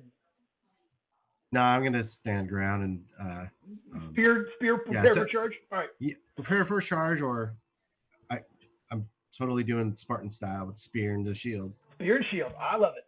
All right, so you're gonna set against charge. If you want to, you can make your D die now versus the if they charge in. Okay. I rolled a 1. All right. Yeah. All right. You know what? That works out well because they don't actually come all the way in. They get to where they're within 15 feet and they start blasting down with eye rays. So one fire is at Tia Martha. 18. Does that get you? Okay. You take 2 points of damage. One more fire is at Tia Martha. That's a miss of the 7. One fire is at Septis. That's a 5. That's going to miss. And the last one is going to fire at, once again, one at Ernie. And they get a 5. So all these eye rays, come at you guys and sort of like light the whole area up for a minute there, but nobody actually connects. So that being the case, sorry, y'all, I've lost my pad there. Septis, it is your turn. They are 15 feet away, getting ready to come in to bite people. I will cast sleep. All right, sleep spell. Let's see if these things will go to sleep for me. Cast my spell, and I rolled a 2 on die. That was a 6, so I think I probably lose that. Yeah, you're going to lose sleep for the rest of the day. That's all right though, because Anatol, so they're 15 feet away and coming in for like a strafing run. So you can run. If you want to hit one, you can charge up and do it. Yeah. I was gonna drop my swords and try and get them with my bow, but if I can still get to them and hit them with my swords, I'll do that. 2 of my spells. I have lost. I have 3 spells that are lost. So my best one's a 12, and I missed with the short sword. All right. Yeah, that's gonna miss. All right. So Wiggs, it is your turn. So there are four more. It seems like the rest of them are already getting ready to fly over on Moss and attack you guys. All right, magic missile. Do it. 17, 1d4 plus caster level. I'll burn that other temporary luck point. Bump it up to an 8. So that'll be 1 missile. It sucks. I'm so sorry. All right, but you know what? You get a die 4 plus 2 damage. So go ahead and roll it up. 6 points of damage. Yeah, Wiggs blows one out of the sky. There are 3 left. They're getting ready to come in, shattering teeth style. Tia Martha, they're 15 feet away. What you gonna do? Are they too high up to attack in melee? No, you can run over and attack one in melee. If you run up there, you'll be right next to Anatol, who ran up last round. All right, I will do that. I will run up and I'll swing with my sword. All right, do it. I missed. Okay, you charge over and miss. Ernie, they are now 15 feet away. You can run over and get one with your spear. Yeah, I'll do that. I'm gonna try to. Are they close enough together that I could maybe knock back more than one? Yeah, if you're trying to like knock. I want to knock him into the ground. Really. Gotcha. All right. Yeah, I'll see if you give me if you can get a 3 on your D die. I'll give one of them a check, and if you get a 4, you can knock one into the other and try to knock 2 down. I got a 3 on my D die, but I rolled a natural 1, so I fumbled. Yeah, that's a fumble, right? That would be a fumble eye. I know, right? It's not bad. I got a 0. Yeah, Zero you're good. my, Yeah. my So, fumble. yeah, you try to like cue ball the side pocket one of them with your spear, and he just kind of like. I was just flipping it around. Yeah. I was just spinning it around like a sign guy.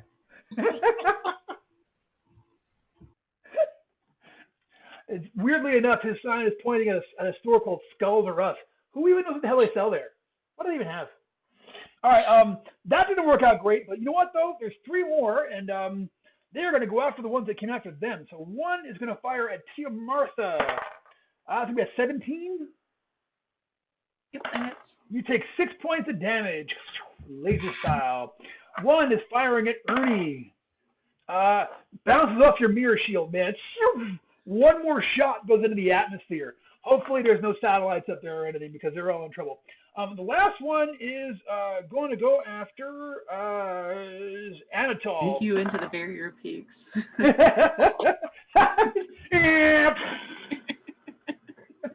Well, I hope no adventurers get stuck in there. Anatol, I imagine 11 misses you. 11 does miss me, yes. All right, yeah.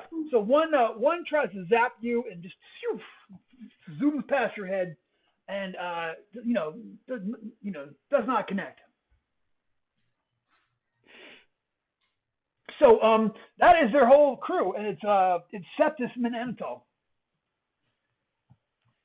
Force manipulation again for see if I can get that little spear to throw. So that's a 16.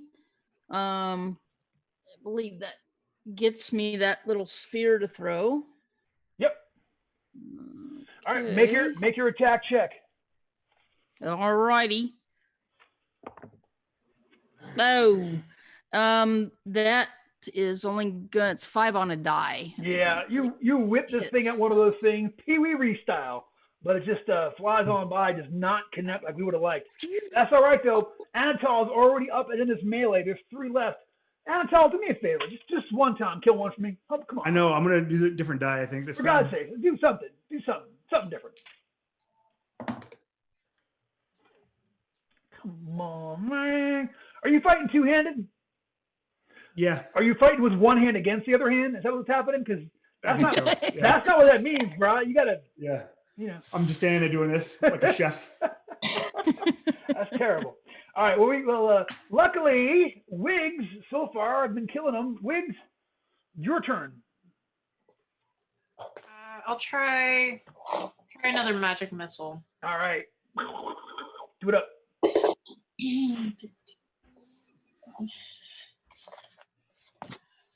15, 1d4 plus caster level.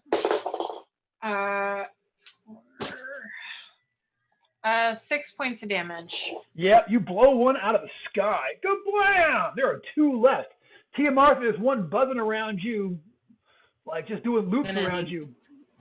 With your great I do need to smash it with my sword. Raise my sword over my head. Yell angry things about Justicia wanting to mete out justice to evil creatures, and that will give me an attack of 16. Bingo. Bingo. Good. And that's my damage is longsword is a D8, so I just know that. I know things like that. I do. 3 damage. All right. You smash the last one. Bam! And it's paralyzed.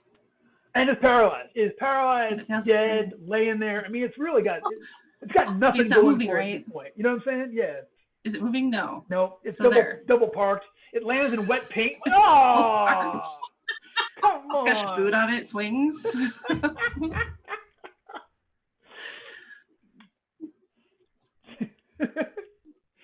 Somebody takes a picture of it and makes it into a terrible meme. When you find out how much your car insurance is, you know, he's embarrassed. It's just terrible. You know, just terrible. All right, so that's all of them. So you guys, I'm gonna give all y'all are getting 4 experience points for the evening so far up until this point. Wow, I haven't done crap.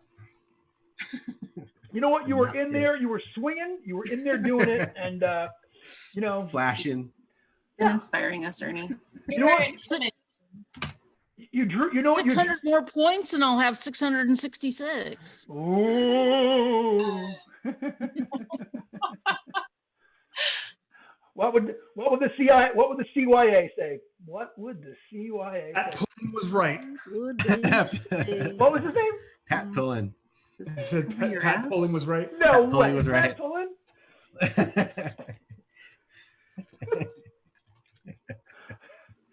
All right. So what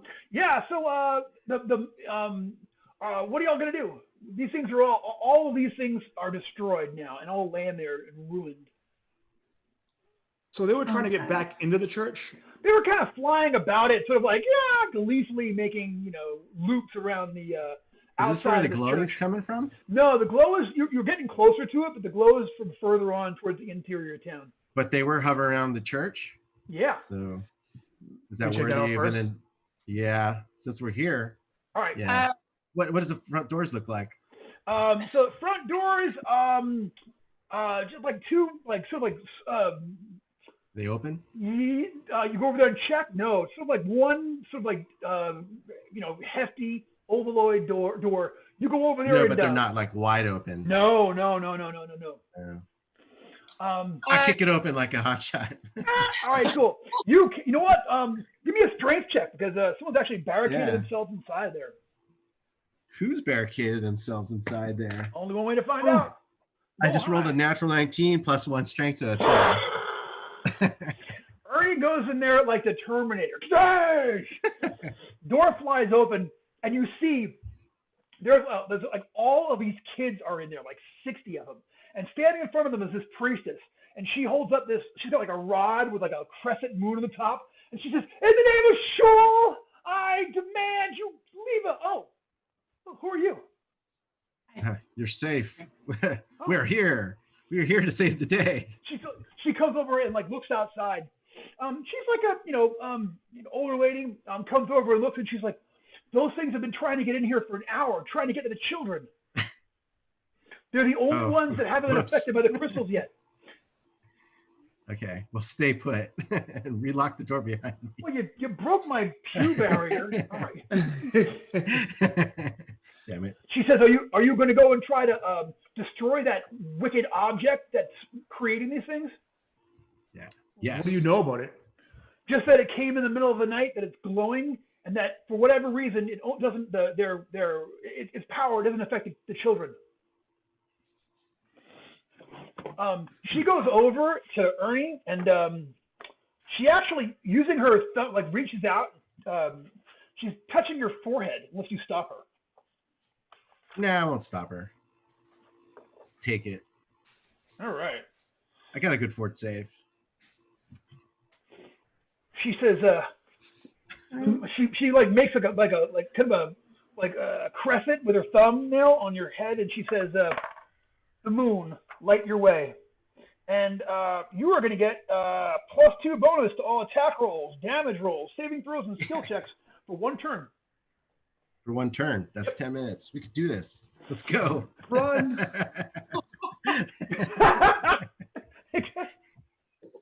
We'll be right back. I start heading out the door. All right. So you guys start making your way down towards like still towards the center. So so if you can picture it, you guys go like another couple of blocks, making your way. Every once in a while, you see one of these crystal thralls staggering around. Some of them are obviously resisting it. You see people trying to like peel crystals out of their arms. Some of them are clearly in the thrall of it and are sucked over. But when you finally sort of make your way to the end of this one road, it sort of stopped at the village green in the middle of everything, okay? So there's like a marketplace there, but stalls have been knocked over, and there's a lot of people here. There's like probably 40 of these people here with these like crystal things sticking out of their heads. And in the center of it, you see the following. Let me read this out to you.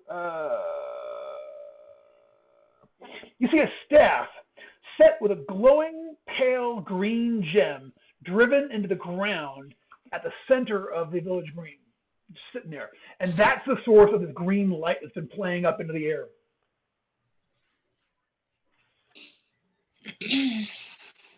How far away? From where you are here, it's about 80 feet. from like so you're coming in from a side street into this village green. A lot of streets meet up here. And there's, like I said, there's a marketplace that like stalls are knocked over, people are just staggering around them, and everyone seems to be sort of like, meandering around and sort of like trying to make their way towards, staggering back and forth in this green. Is the staff look like it's being guarded? Yeah. When you go over and take a look, you can see that there's like several of these things, maybe 6 of them that are all standing there in the middle. Standing around it, and like at first you're like, oh, they're guarding it, but what they actually seem to be is acting like supplicating to it. You know what I'm saying? Like they're kind of like have their hands out to it, and they're kind of like sort of like bowing and carrying on about it. I'm gonna hit Ernie my bow, unless he already has one. But be like, do you want to see if maybe you can take it out from here? Yeah. Wait, 80 feet? Yeah, I can do that. Okay, so you're trying to actually shoot the. So specifically, what are you going for with your deed? I am. Does it look like it could knock the gem out of it? I mean, if It's you a hit precision it, shot. I'm not saying it's impossible. You got a +2, so this is time for it. But yeah, it'll be a difficult shot. Yeah, I'll say like you're still rolling a d20. It's only 80 feet away. But you're going to have to hit an armor class of 19. It's a little tiny target far off. But if you're trying to like knock it apart, like take the gem out of it with the thing, I'll say 4 better on your D die. You can knock the gem straight out of it. On a 3, I only have a D4. I mean, on a 3, I'll say you can damage it, but maybe not knock it apart. What about splitting the shaft of the staff? Different thing. Same armor class. That you just gotta do enough damage to it. You know what I'm saying? So say hit armor class 9, and actually destroy that staff. I'll say it'll have to be like say 5 points of damage with the arrow to like crack through it. All right. Yeah, I can do that. What are arrows? D6? Arrows are D6. Yep. Okay, I'll give this a shot. All right, I'm rolling. Rolling a natural 9, 3 on the D die, so that's 12.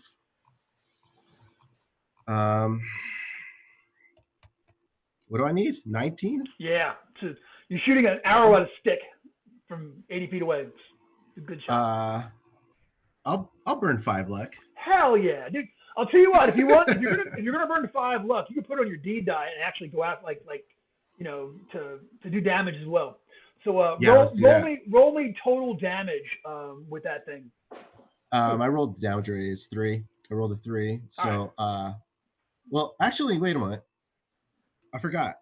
I haven't added +2. And wait, with the range weapon, I get +4. So 12, 16. Oh yeah, I still needed. What did I need? I needed only to burn 3. Yeah. But if you add 3 to your D die, what does that total make? 6. So 6, it would have done 9 points of damage. All right. So y'all see like Ernie leans up, and for you, Ernie, like suddenly like it gets like super quiet. You know what I'm saying? Like a hush falls in your mind. You're like, yeah. You take a Zen bow shot at it, and like you just destroy it, and it just goes every place. Like these, shards of it go all over the place. The light dies down, and like all of a sudden, everybody who's like staggering around, all of them like at once kind of collapse and fall over. And like they start picking themselves up, but they're like, you see all of these people are just like, like bowled over by it, and like, instantly you start seeing like the people closest to you, like this, guy who had been in the thrall, completely in its thrall a minute ago, like laughing his head off, now like has those crystals like shrinking down on his face, and is like trying to peel them off, and they're all sort of falling apart. Like the bunch of them look like they're all just, like whatever whatever had control of them seems to have been broken. Right on.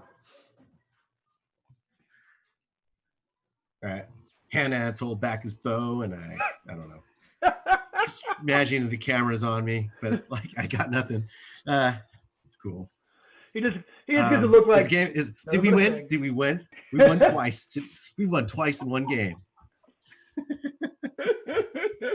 I know we didn't win yet.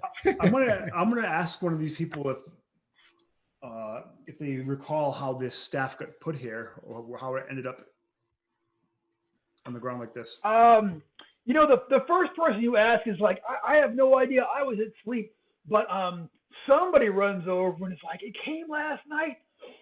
Those things flew in and they crammed it in the ground.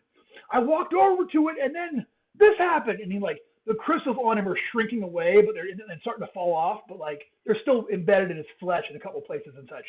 He's like, I thought I was gonna die. I thought I was gonna become one of those things. He's like, what is your name, warrior? Speaking to you, Ernie. I am Ernie Weiss, the Wild. Yeah, Ernie Weiss, the Wild. That was the most incredible feat of archery I've ever seen in my life. That was amazing. I know. Yeah. They all looked exhausted. They all kind of like fall to their backsides or laying down and such. But yeah, you see these crystals are starting to shrink down on everyone, sort of like fall out of their bodies and things and sort of fall all over the place. And as you guys are there, a few minutes later, you see that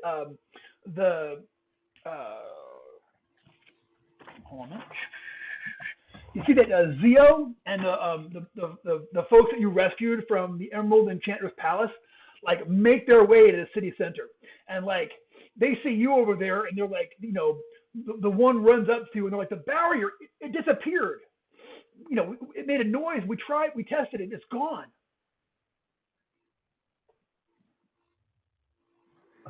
So, and Zio's like, Wiggs, did you save the day? Did you rescue everybody? No, it wasn't me. It was that guy. It was too. I bet you it was. You're being humble again. I was actually napping and snacking. Which is impressive in its own right to do both at the same time. It is.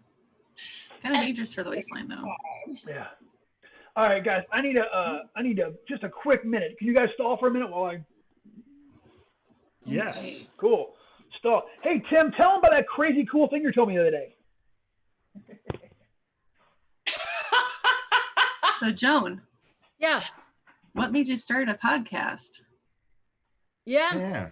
Just start a podcast, Order of Shana Podcast. So the Order of Shana was you and me and Jen Brinkman, Evie Walls, and Sarah Brown.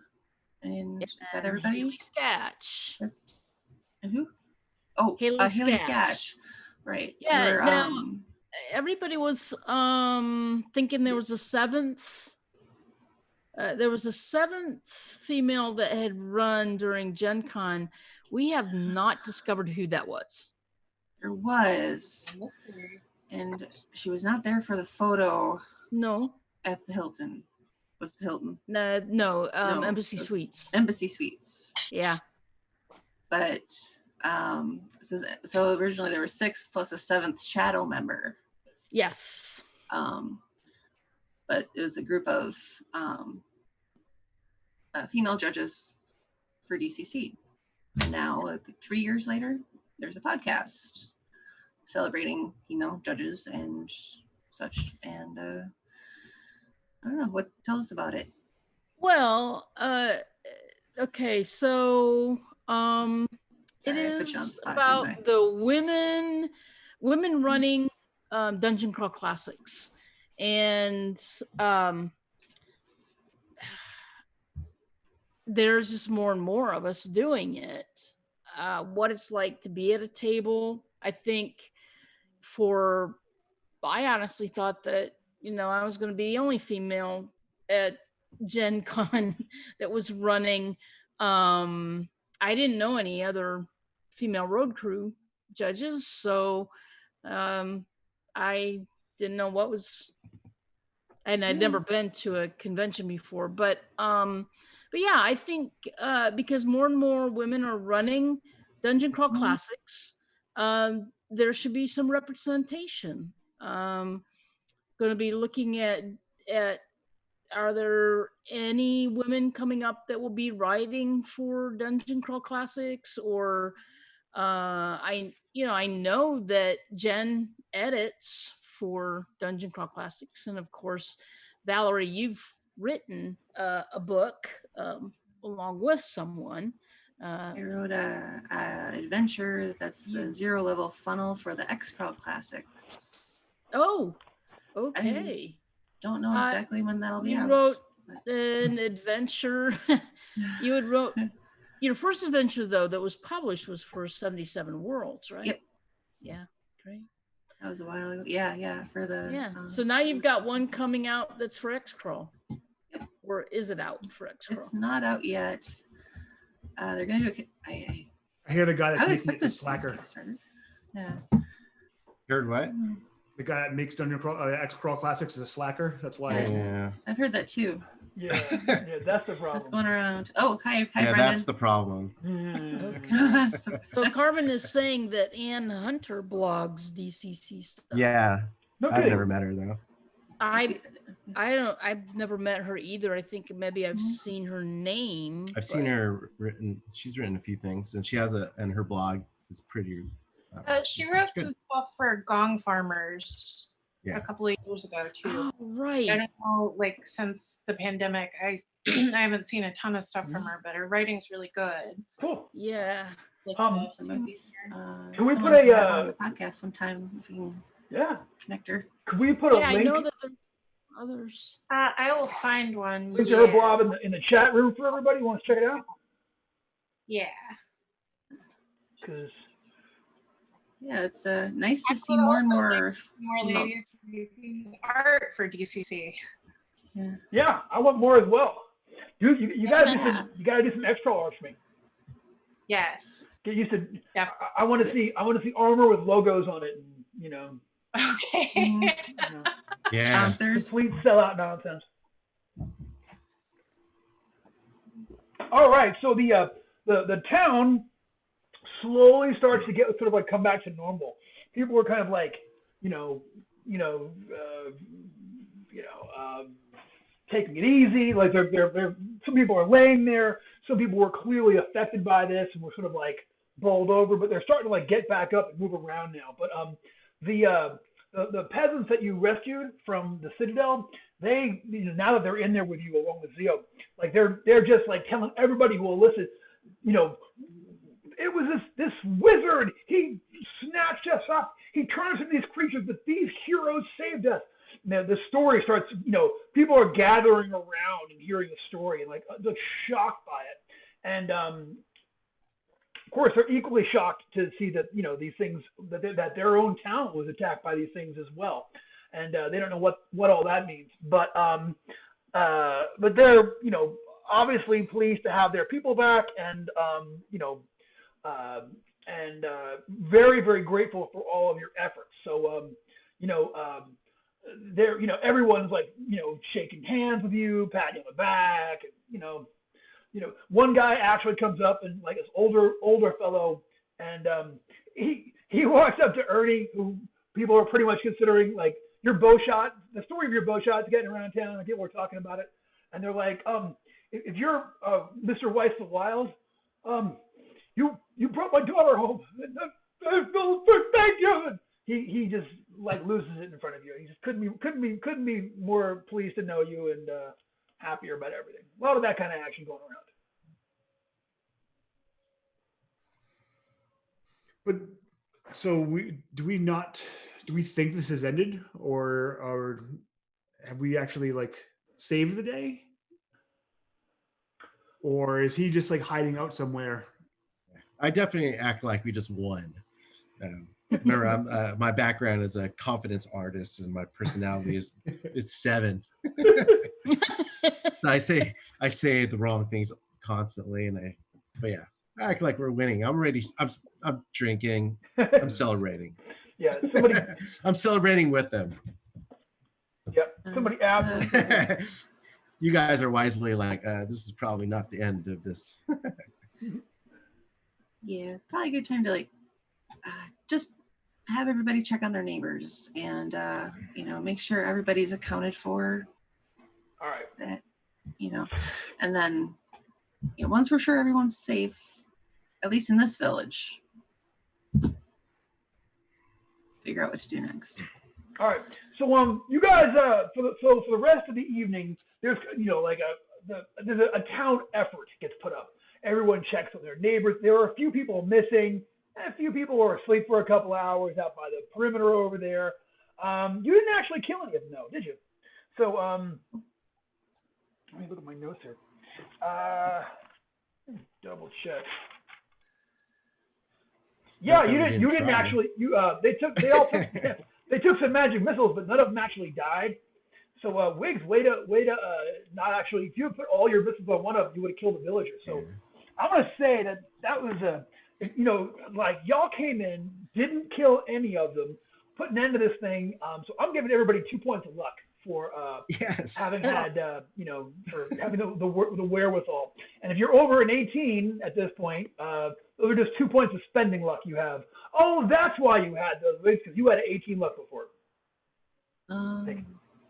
I'm sorry, I need one more second. I'll be right back. All right. Does anyone else have a podcast?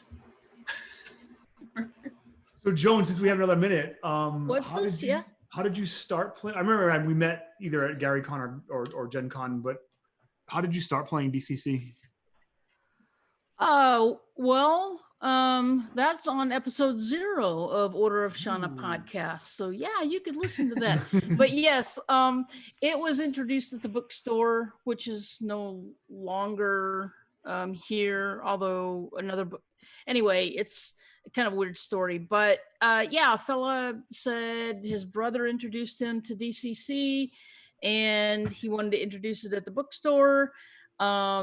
And so he said, okay, we'll play it, but he didn't explain what a 0 level funnel was. And we weren't more than an hour into the game and all of our 0 level characters were dead. Now, all of us had played Dungeons and Dragons before, and of course your characters there are heroes, right? Now it was like, what fun was that? And he kind of gloated that he killed all of our that it was a TPK, and he really enjoyed that. Us as players did not enjoy it. So I walked from the table hating DCC. I was never going to play it again. And it was several months later that, he was back in the store wanting to play it again. And I got in his face. And told him how he presented the game was not going to sell the game. And I picked up the core book. I didn't buy it, but I had picked it up and I leafed through it and I read it and went, oh, this is fun. And so then so we had this bit of a talk, and so we did end up with a group, and then he phased out as judge and I phased in as judge, and it just was selling off the bookcase. So that's fantastic. Nice. Now, Joan, are you still playtesting Feast of the Moon Queen? Feast of the Moon Queen is not in playtest right now because of another adventure that I've been asked to write. And so I'm playtesting that to try to get that completed. Cool. Feast of the Moon Queen was a lot of fun. It was super fun. That was one with the hats, right? Yes. Yes, with the pillbox hats. Yes. Awesome. Yes. I have a picture of you in a hat. It was very good. Do you want it? Yeah. So I hope to get back to that one once I have this one ready to go. I think that's a really cool adventure, everything. we're having fun in the play tests, and those that are play testing it for me are having a lot of fun also. So outstanding, yo. All right, so okay, so we're back into it. So like that the town is searched. There are no further missing people. You have brought back a lot of people who have been captured, and the barrier is gone, and that item has been destroyed. That people stand around talking about what's happened for a long time. Obviously, this is the craziest thing that's ever happened to most of their people, and to have it all sort of like to have it all like taken away so quickly has left everybody stunned and agape at what's happened. So but you guys are offered lodging for the night, of course for free. You guys are offered meals for the night, of course for free. And yeah, Ernie, every time you put your hand out, someone puts a beer into it, pretty much, and Ernie's a hero. Yeah, we all know this. Mm-hmm. They only got two kinds. They got or ale and or light. So it's or pale ale. for No pale, summer shandy. If you want a pale ale, they blow the candle out, and it just looks a little different. They mix it with water. Yeah, exactly. They give it to you in a different cup. Hey, this cup is tan. But yeah, I know. Wash the cup. Do we inspect that staff thing? Did we look at no that? one has gone over and inspected that staff thing. Yeah, let's go look at it, and we probably will need your assistance up this. All right. So you guys wander over and check out that staff. The staff is cracked, and it looks like it fell, and sort of the gem, the green gem that was on the top of it, seems to have fallen down and like fallen down and broken, and now it's in a bunch of shards. I'd like to cast. No, go ahead. I want to cast Detect Evil. Go ahead and make me that roll. Notice it took me like 2 hours to remember to do that today. That's a 19 on my Detect Evil. Okay, so yeah, this is a dying artifact that definitely radiates evil to you. This is chaos magic en extremis, you believe, yeah, it's Okay, so it's still dangerous. Don't touch it. I say that out loud. It's still dangerous. Don't touch it. All right. Unless people are giving it a wide berth, but yeah. I'll make a perimeter with some rope. I'll rope it off. All right. Well, there's the shaft of it is broken, and the actual crystal's in a bunch of pieces. Are you just going to leave it there, or what's the? Septus. I don't know. What is Septus and wigs? What should we do with this thing? So we could do what they used to do with ancient evil, and just like bury a shard in the four corners of the earth.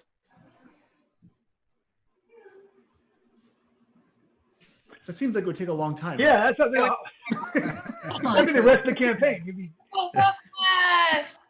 I also have, from back during the time that I was a lowly 0 level, an acorn from that tree. The tree told me to plant it and water it with the blood of my enemies, and I would have aid. Perhaps they could give us aid to like hold it in place or keep it separate. I just all of those sound good. I was afraid you were going to say something about like human sacrifice. I've heard. Yeah, I mean, it didn't say like how much blood. So I'm assuming like a dab will do ya. You still have that jar, right? Oh my god! Does that count? Wait, the jar of the Emerald Enchanter's blood that you're wiping on the table? The fetus? I have a lot of jars. It's like tier 1 up in here. Like a bolero. Fancy little box. Yeah, so we could try that. Yeah. Yeah. Okay. I think it sounds like a good idea. All right, so we're going to collect the shards, put a couple drops of blood on them, and then bury them, like separate, like in a distance. I have to plant the acorn and water it with the blood of my enemies. Okay. So, I'll do that, and then they'll like take care of the shards. We'll see. We'll definitely see.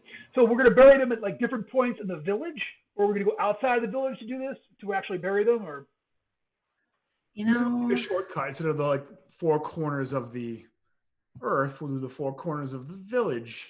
Okay. Yeah, and I'll. Village. All right. Is there a smith here who Yes. could make iron boxes to put the shards in? Oh yeah. If you And tell I them could that bless the boxes. yeah, if you tell them that that's what they need is you need to make some iron boxes so that we can bury these things so it doesn't come back. Like they're like how high? How big these boxes got to be? Right. Yeah. So Yeah. that next day, if you tell them they need to do it that next morning, yeah, Right. it takes Right, it takes a minute, but Iron boxes, but lined with lead. Right, and lined with lead, and we'll put the symbol of Shul and Justicia on there. So, and the priest of Shul and I will both bless it. We'll fill it with A blessing spell. sure. What? And then we'll bury it. All right. This is a process sounds like a at good this plan. point. Yeah. This is about like 3 days at this point is what I'm seeing to go ahead and get this done. Look at all that spell burn you guys are getting back. Oh, Yeah. I forgot about that. Thank you. Yeah. So yeah, let's say 3 days later, we have iron boxes, lead lined, with the shards inside of them. Symbol of Shul on the one side, the symbol of Justicia on the other, and Zio offers he's like, you need blood for this, Miss Wiggs? Use mine. Yeah, the blood of my enemy. Oh, I don't want to be your enemy ever. You're such a good kid.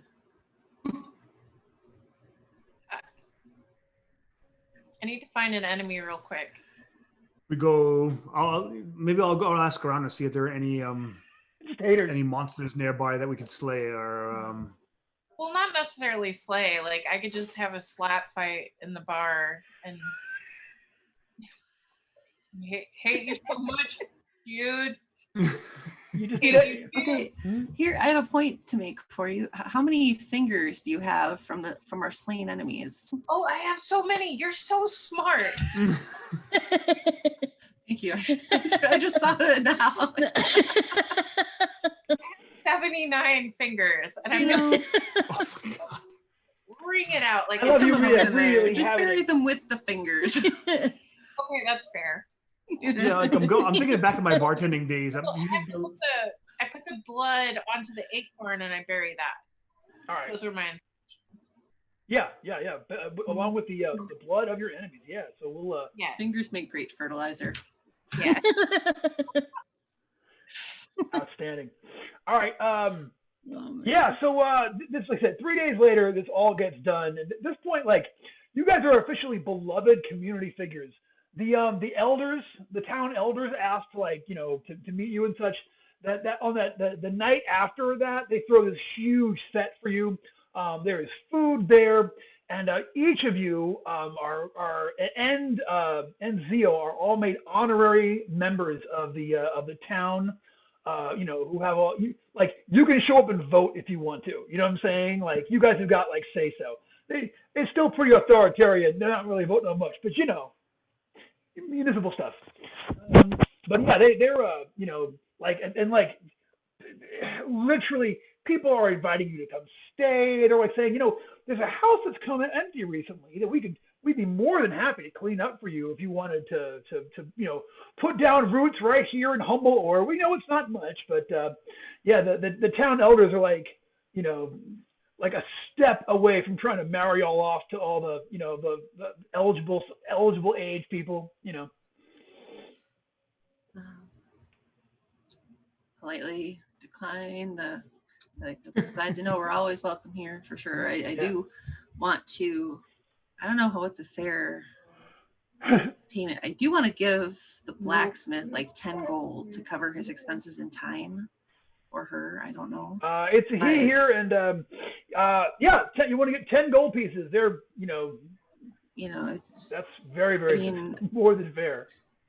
Right, because just for the trouble, for the effort, and because they've been through some stuff around here. Let's boost the economy. Spend some money. Offer counseling to anyone who needs it. I'll help. Offer to help the Shul priest because I don't want to step on our toes. Oh yeah, no. Shul and Justicar don't find themselves at odds. You know what I'm saying? Like, you guys don't have like bumping spheres. You know what I mean? So it's if you'll come and like, I know that quite well. You know what I'm saying? Like, peace and war, or God of Water. We have a lot to talk about, I think, actually. I'll tell her all about the moon demon that we saved. Yeah, she's enthralled by all of that. And like, she's, she wants to hear every bit of that. And, hey, if you're watching in the, somebody in the chat room, what is going to be the name of the priestess of Shul of Or? Priestess of Shul needs a name. So, somebody in the chat, kick out something that we can, something I can say on this channel and not get fired. So, okay, I got from Steve Voto. Multipass.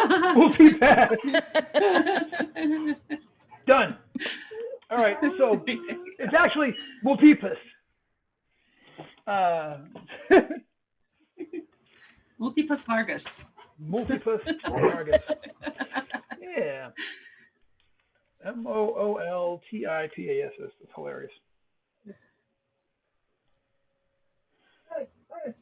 Oh yeah, so it's always nice to meet a colleague. Yeah, so you tell her the whole story, including the fact that for a while, Justicia had you, as a supplicant or whatever. Yeah, she Multipass thinks that's amazing, and I like that she has a last name too, Vargas. Yeah. Well, it's. I think part of the becoming an intern of other gods is like humility, and yes, this is a thing I had to go through, and I probably shouldn't make it a secret. No, that's cool. Yeah, so so for a couple of, like I said, she's willing to, like, put the blessing on everybody. So let's say by the end of this period, everybody's healed up. Okay, like all y'all are damage are back up to full. If you had spell burn, you're 3 points back on spell burn at the end of this, and then Anatol, you're 3 days good of luck. Obviously, Septis lost, returned, and it's been quiet. I mean, everyone's watching the skies. People are terrified that more of these things are to come. And the city the village elders set watches and have people like watching the skies for more of these things coming up and such. But they don't seem to come, and everyone feels like your iron lead box ritual thing seems to have done its holy work, and they're pleased. So during those 3 days, Brendan, I would like to farm some rumors too, just to see if there are any where our next road to adventure lies. Gotcha. Well, I'll tell you what. Let's say those are what I'm trying to say here. You certainly have plenty of time to do it, so I'm not even going to make that a roll, because everyone's people are dying to you're paying attention to a guy at the bar and like want to hear his stories. Everyone's coughing up every bit of everything. So we'll go ahead and for next time, we'll say that when we start off next time, we'll have like definite rumors on either side of it, so you guys can sort of like find all of the local things going on. The one thing you did hear though, asking about that ship that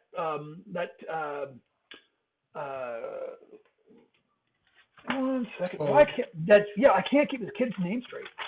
The ship that Zio is supposed to be on? Yeah, the ship that Zio is supposed to be on. That has definitely left. So, look at your hello, buddy. So that's you know, if you were going to go out there and try to find those islands, it would be you'd have to you know, find your own way to it, essentially, is what I'm saying. But so for next time we'll see the you know, the end of the rumors are actually, you know, like you'll be able to, you know, sort of piece them together. So what else are we going to do while we're here in this town? Like you spent a couple of days farming rumors. How about everybody else? You guys got a couple of days to do other type stuff? I had promised to get Zio a bow, so I'll try the first one. Absolutely. Yeah. Yeah, you can get Zio a short bow here in town, no problem, in 12 arrows. So yeah, make a note on Zio's thing. Short bow plus 12.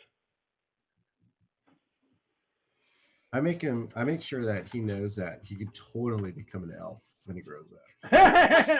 He's like, I knew it. But he was, you know, like. Fills kids full of candy and then sends them home. Yeah. He actually, like, at some point, he takes Ernie aside. He's like, I heard that you shot a bow and broke that magical artifact from far away. Sure did. You're part elf, aren't you? It's okay. I won't tell anyone. Yeah. I said, good. Don't tell anyone. And like, he's now, whenever you see him, he's like working on his ears. Like he's just kind of like tugging at him, trying to like get it to point up a little bit. I'm going to have a discussion with Zio offline about cultural appropriation.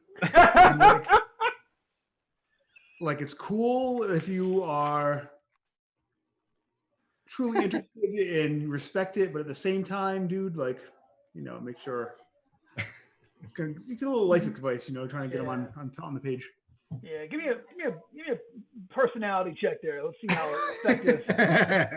You know how effective. Glad I didn't have to make that check. I got 18. You know what? Like he takes that. At first he was like, but he starts taking that really seriously. And then he's like, what? You know, he's like telling, he's like, I really want Wiggs to like teach me everything. She's like the greatest hero I've ever seen or even heard of. She's like a hero in a book. You know what? How do I do that? I want to do that. I want to have adventures. First, you have to look within and see the hero inside, and be your own hero. I mean, take her example, but plant that seed inside your heart. Let it bloom. Tell him some embarrassing stuff about me so he like quits the hero worship. And have you ever heard Wiggs after a large meal? She farts quite loudly. You almost have a bra in your hands. That's why. No, she doesn't. You take that back. You know. You know. No, he smelled it though by now. But honestly, you know, that's just me trying to cast choking clouds. Woo. Rolling like a 4. All right, so I will say, so you know, Or is part of 9 towns. Or is one of the 9 towns, and at the end of this, like, he has decided he is going to go back to his village and like hearing all of that and sort of like really think about all of these things. But like, you know, he's still interested in magic. He's still interested in being an adventurer, but maybe he's not ready yet. You know, so What was sorry. No, go ahead. I was gonna ask, what was Wiggs' occupation before Wiggs became an adventurer? What is it? What? Seer. A seer? Oh wait, no, sorry, that was my title. Barrister. Oh, okay. A barrister. Oh, that's like a lawyer, right? Okay, so Well, it's the person that makes your Wiggs. coffee. It's a barista. Oh. So the thing is that what we need to tell Zio is Wiggs' first step along the path to becoming a hero was becoming a barrister. Oh, that's so funny. Which is, wow, you know what? Like somewhere up in like the 9 heavens, you know, like Justicia is like, how dare you lie to this child? What? No, I'm kidding. No, I'm playing. But it's true. Wiggs was a barrister first. It taught her strength and flexibility of mind. Gotcha. So, yeah, and maybe. Am I lying? No. No. Maybe that's the path. So, Start with that. he announces at the end of the third day, he announces that he is going to return home, and when he's old enough, he fully plans on rejoining you on your adventures when he turns old enough. But he needs to go back and do some studying and some thinking, and figure out what it is he actually wants to do. So if that's where Eddie is from, should Eddie escort him and go home to the temple that they're building? Yeah. Is this you? No, absolutely. Yeah. So it's a tearful goodbye as he says his farewells to everyone. But when you guys when it gets to the end, he finally him, Eddie, and anybody else left over who used to go back to Ing goes and makes their way back there. I know this is a really short session, but you kind of one-shotted a big portion of this adventure, which is awesome. So I think let's go ahead and it's early, but let's go ahead and knock off for tonight, I think. And when we come back next time, we will have the Anatol's, has asked all of the questions, has gotten all of the rumors, and we can sort of figure out where we're going to go to next time, and we'll sort of jump right over and head off to our next destination. Maybe even fast forward a little bit and move it up to there and such. Unless there's any more stuff you want to do while we're in town, prepping up for next time. Septus, you've got a demon that owes you a favor. Just throwing it out there. Yeah, carousing table. Sorry. The what? I said you have a demon that owes you a favor. Okay. I mean, I have 1/3 of a demon name. Yeah, the demon. Septus made a deal, free this demon, and he gave you 1/3 of his true name to aid in summoning that demon. Okay. Just throwing it out there. Just throwing out this,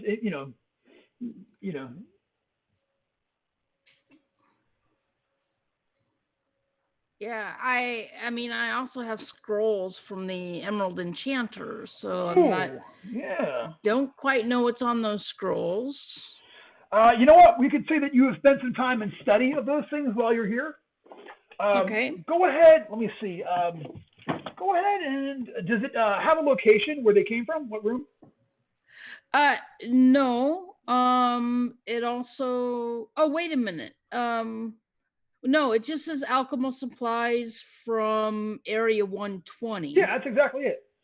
That's the alchemical supplies. The alchemical supplies. All right, go ahead and give me an intelligence check. Okay. And actually, as you do it just like a spell check, D20 plus. Do a spell check. This is for over those 3 days. Okay. So that is going to be an 11 for the first one. Total of an 11? Yes. I will say you are able to learn what one of those scrolls are. I am going to roll randomly. Okay. This is a scroll of magic shield. So you can either cast this just like a scroll, or if you wanted to put some time into it, and hang on to it, you can study it, and then the next time you go up a level, rather than have a random spell, you can take Magic Shield as one of your new spells. Okay. All righty. Also, it says I have the Emerald Enchanter's ring and Emerald Enchanter's spell books. Yeah. Those will take further study. We work on this, it took a couple of days for that and such, but we'll say those will take some further time. And that ring is probably going to take some kind of magical something or other in order to figure out what you got there. Sure, not a problem. Okay. Do you have a carousing table that I can roll against? Yeah, I do. But here's how I'm going to do it. Okay, if you want to have a big carousing night out there. Anybody who wants to. Rather than actually use tables, I'll have everybody do it on the big old D20. So basically, you'll be rolling a D20 and add your both your personality modifier and your luck modifier onto it and such. So if you want to have one, let's say like the night before we leave, one big blowout night, like, hey, let's burn it down the night before we leave, or you can go ahead and make a check. Give me a D20, add your luck modifier and your... Okay, I'll do it. Yeah, do it.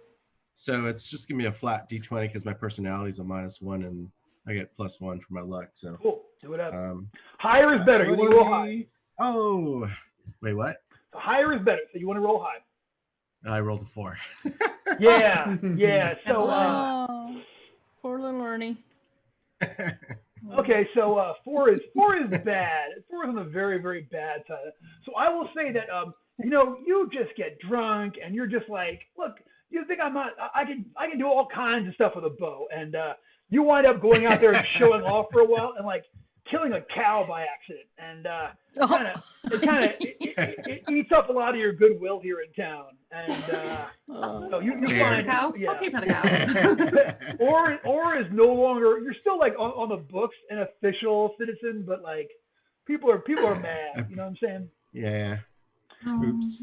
If you had gotten my welcome. I mean, it was a cow. Time to go, guys. I think I'm getting kind of bored of this town. Don't you guys think we should?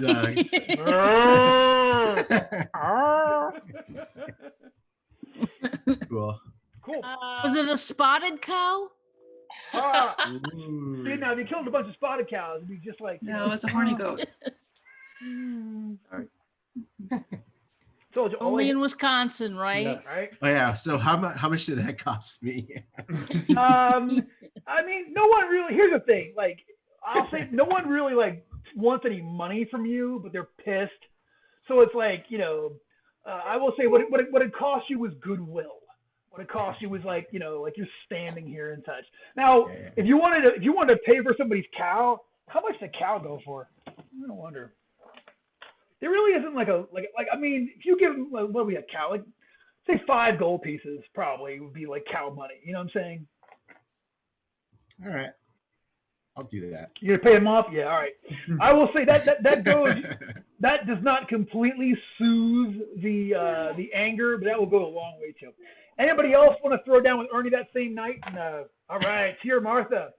Go ahead. 11. You got an 11? Yes. You know what? I will say that an 11 is a good medium roll. You wind up just making a whole bunch of friends here, people who are really afraid of you. So, like now, like originally because of your great powers, are now like you've sort of created a network here in the town. You've got buds here that you can come into town and like who will put you up, have information, help you out. You have got some, a group of pals here in Ore that'll help you out. Didn't need multipass, paint the town red. Yeah, multipass is already down, but like now, like it's like her, like you actually went out with her and a bunch of her congregants one night, and they're like, "Hey, it's a full moon tonight. You know what that means?" So like they, bingo. Yeah. Play bingo. They play Shul, Shul. It's like 4x4 square. You have to get Shul. I got Shul. No, I'm kidding. With a moon in the middle, so it's still 5. So that's hilarious. Do a game within a game. Anybody else go for a carousing check? Oh, Wiggs. All right, Wiggs. 15. 15? Yeah, 15 is good. So I will say that, like you actually want, you get really, really like wasted with somebody, and they're like, "I want to show you something. Come here," and like you want like going out in the field with him and such, and like he digs up. He has a like shows this place where he's like, I don't know where they came from, but here they are. You get like 15 fingers that he has. They're all these mummified fingers he had in the field. Like, yeah, I found them one time. I thought you won them because I think mummy fingers are even more powerful. Yeah, so you get like a bunch of fingers to replenish some lost fingers that you had. He found them. Yeah. Found them. Why does this feel been in his family? Well, I'll carouse for sepsis here. This is our last night. We're burning it down the night before we leave. Septis, give me that check. Personality. Yeah. Okay. Personality D20. plus personality modifier plus luck modifier. Well, that is going to be a 15 then. 15. Yeah. You know what? You wind up like secretly meeting the only other person who can cast spells in the city. A hedge wizard. You wind up like getting drunk with some folks and such, and they're like, someone finally is like, oh, my cousin can cast a spell, and you wind up meeting this. He's been keeping to himself since the whole crystal incident, but you meet the other hedge wizard of the city, and made a good impression. So you have got a friend in town with not the same amount of power you have, but a tiny bit of magical power. Okay. By the way, yes, that's my new synth band name, the Crystal Incident. What was it? The Crystal Incident is my new synth band name. I love it. Dibs. I'm just calling dibs. That's fair enough. No one can steal it. No one in the chat room can steal that. Cool. All right. And if that's last call before. Anatol's the designated driver. He's not driving. Anatol's not having it. Yeah, gotcha. Gonna keep it real. All right, then let's go ahead and we'll pick up here. But when we pick up next time, Anatol's rumor mill will have milled, and we will be on our way or at the next place, and we will go ahead and make a decision this week. So thank you. This is a short session tonight, but what can I say? My guys are just too dynamite to beat my thing down in one go and such. So we'll stop here, but thank you very much for tuning in. Please tune in next week. We're always glad to have you here for Blades Against Bandwidth. And if I don't see you before, I will hopefully see everybody at Bride of CyclosCon. Thank you, thank you, thank you, thank you. Yes, Jack.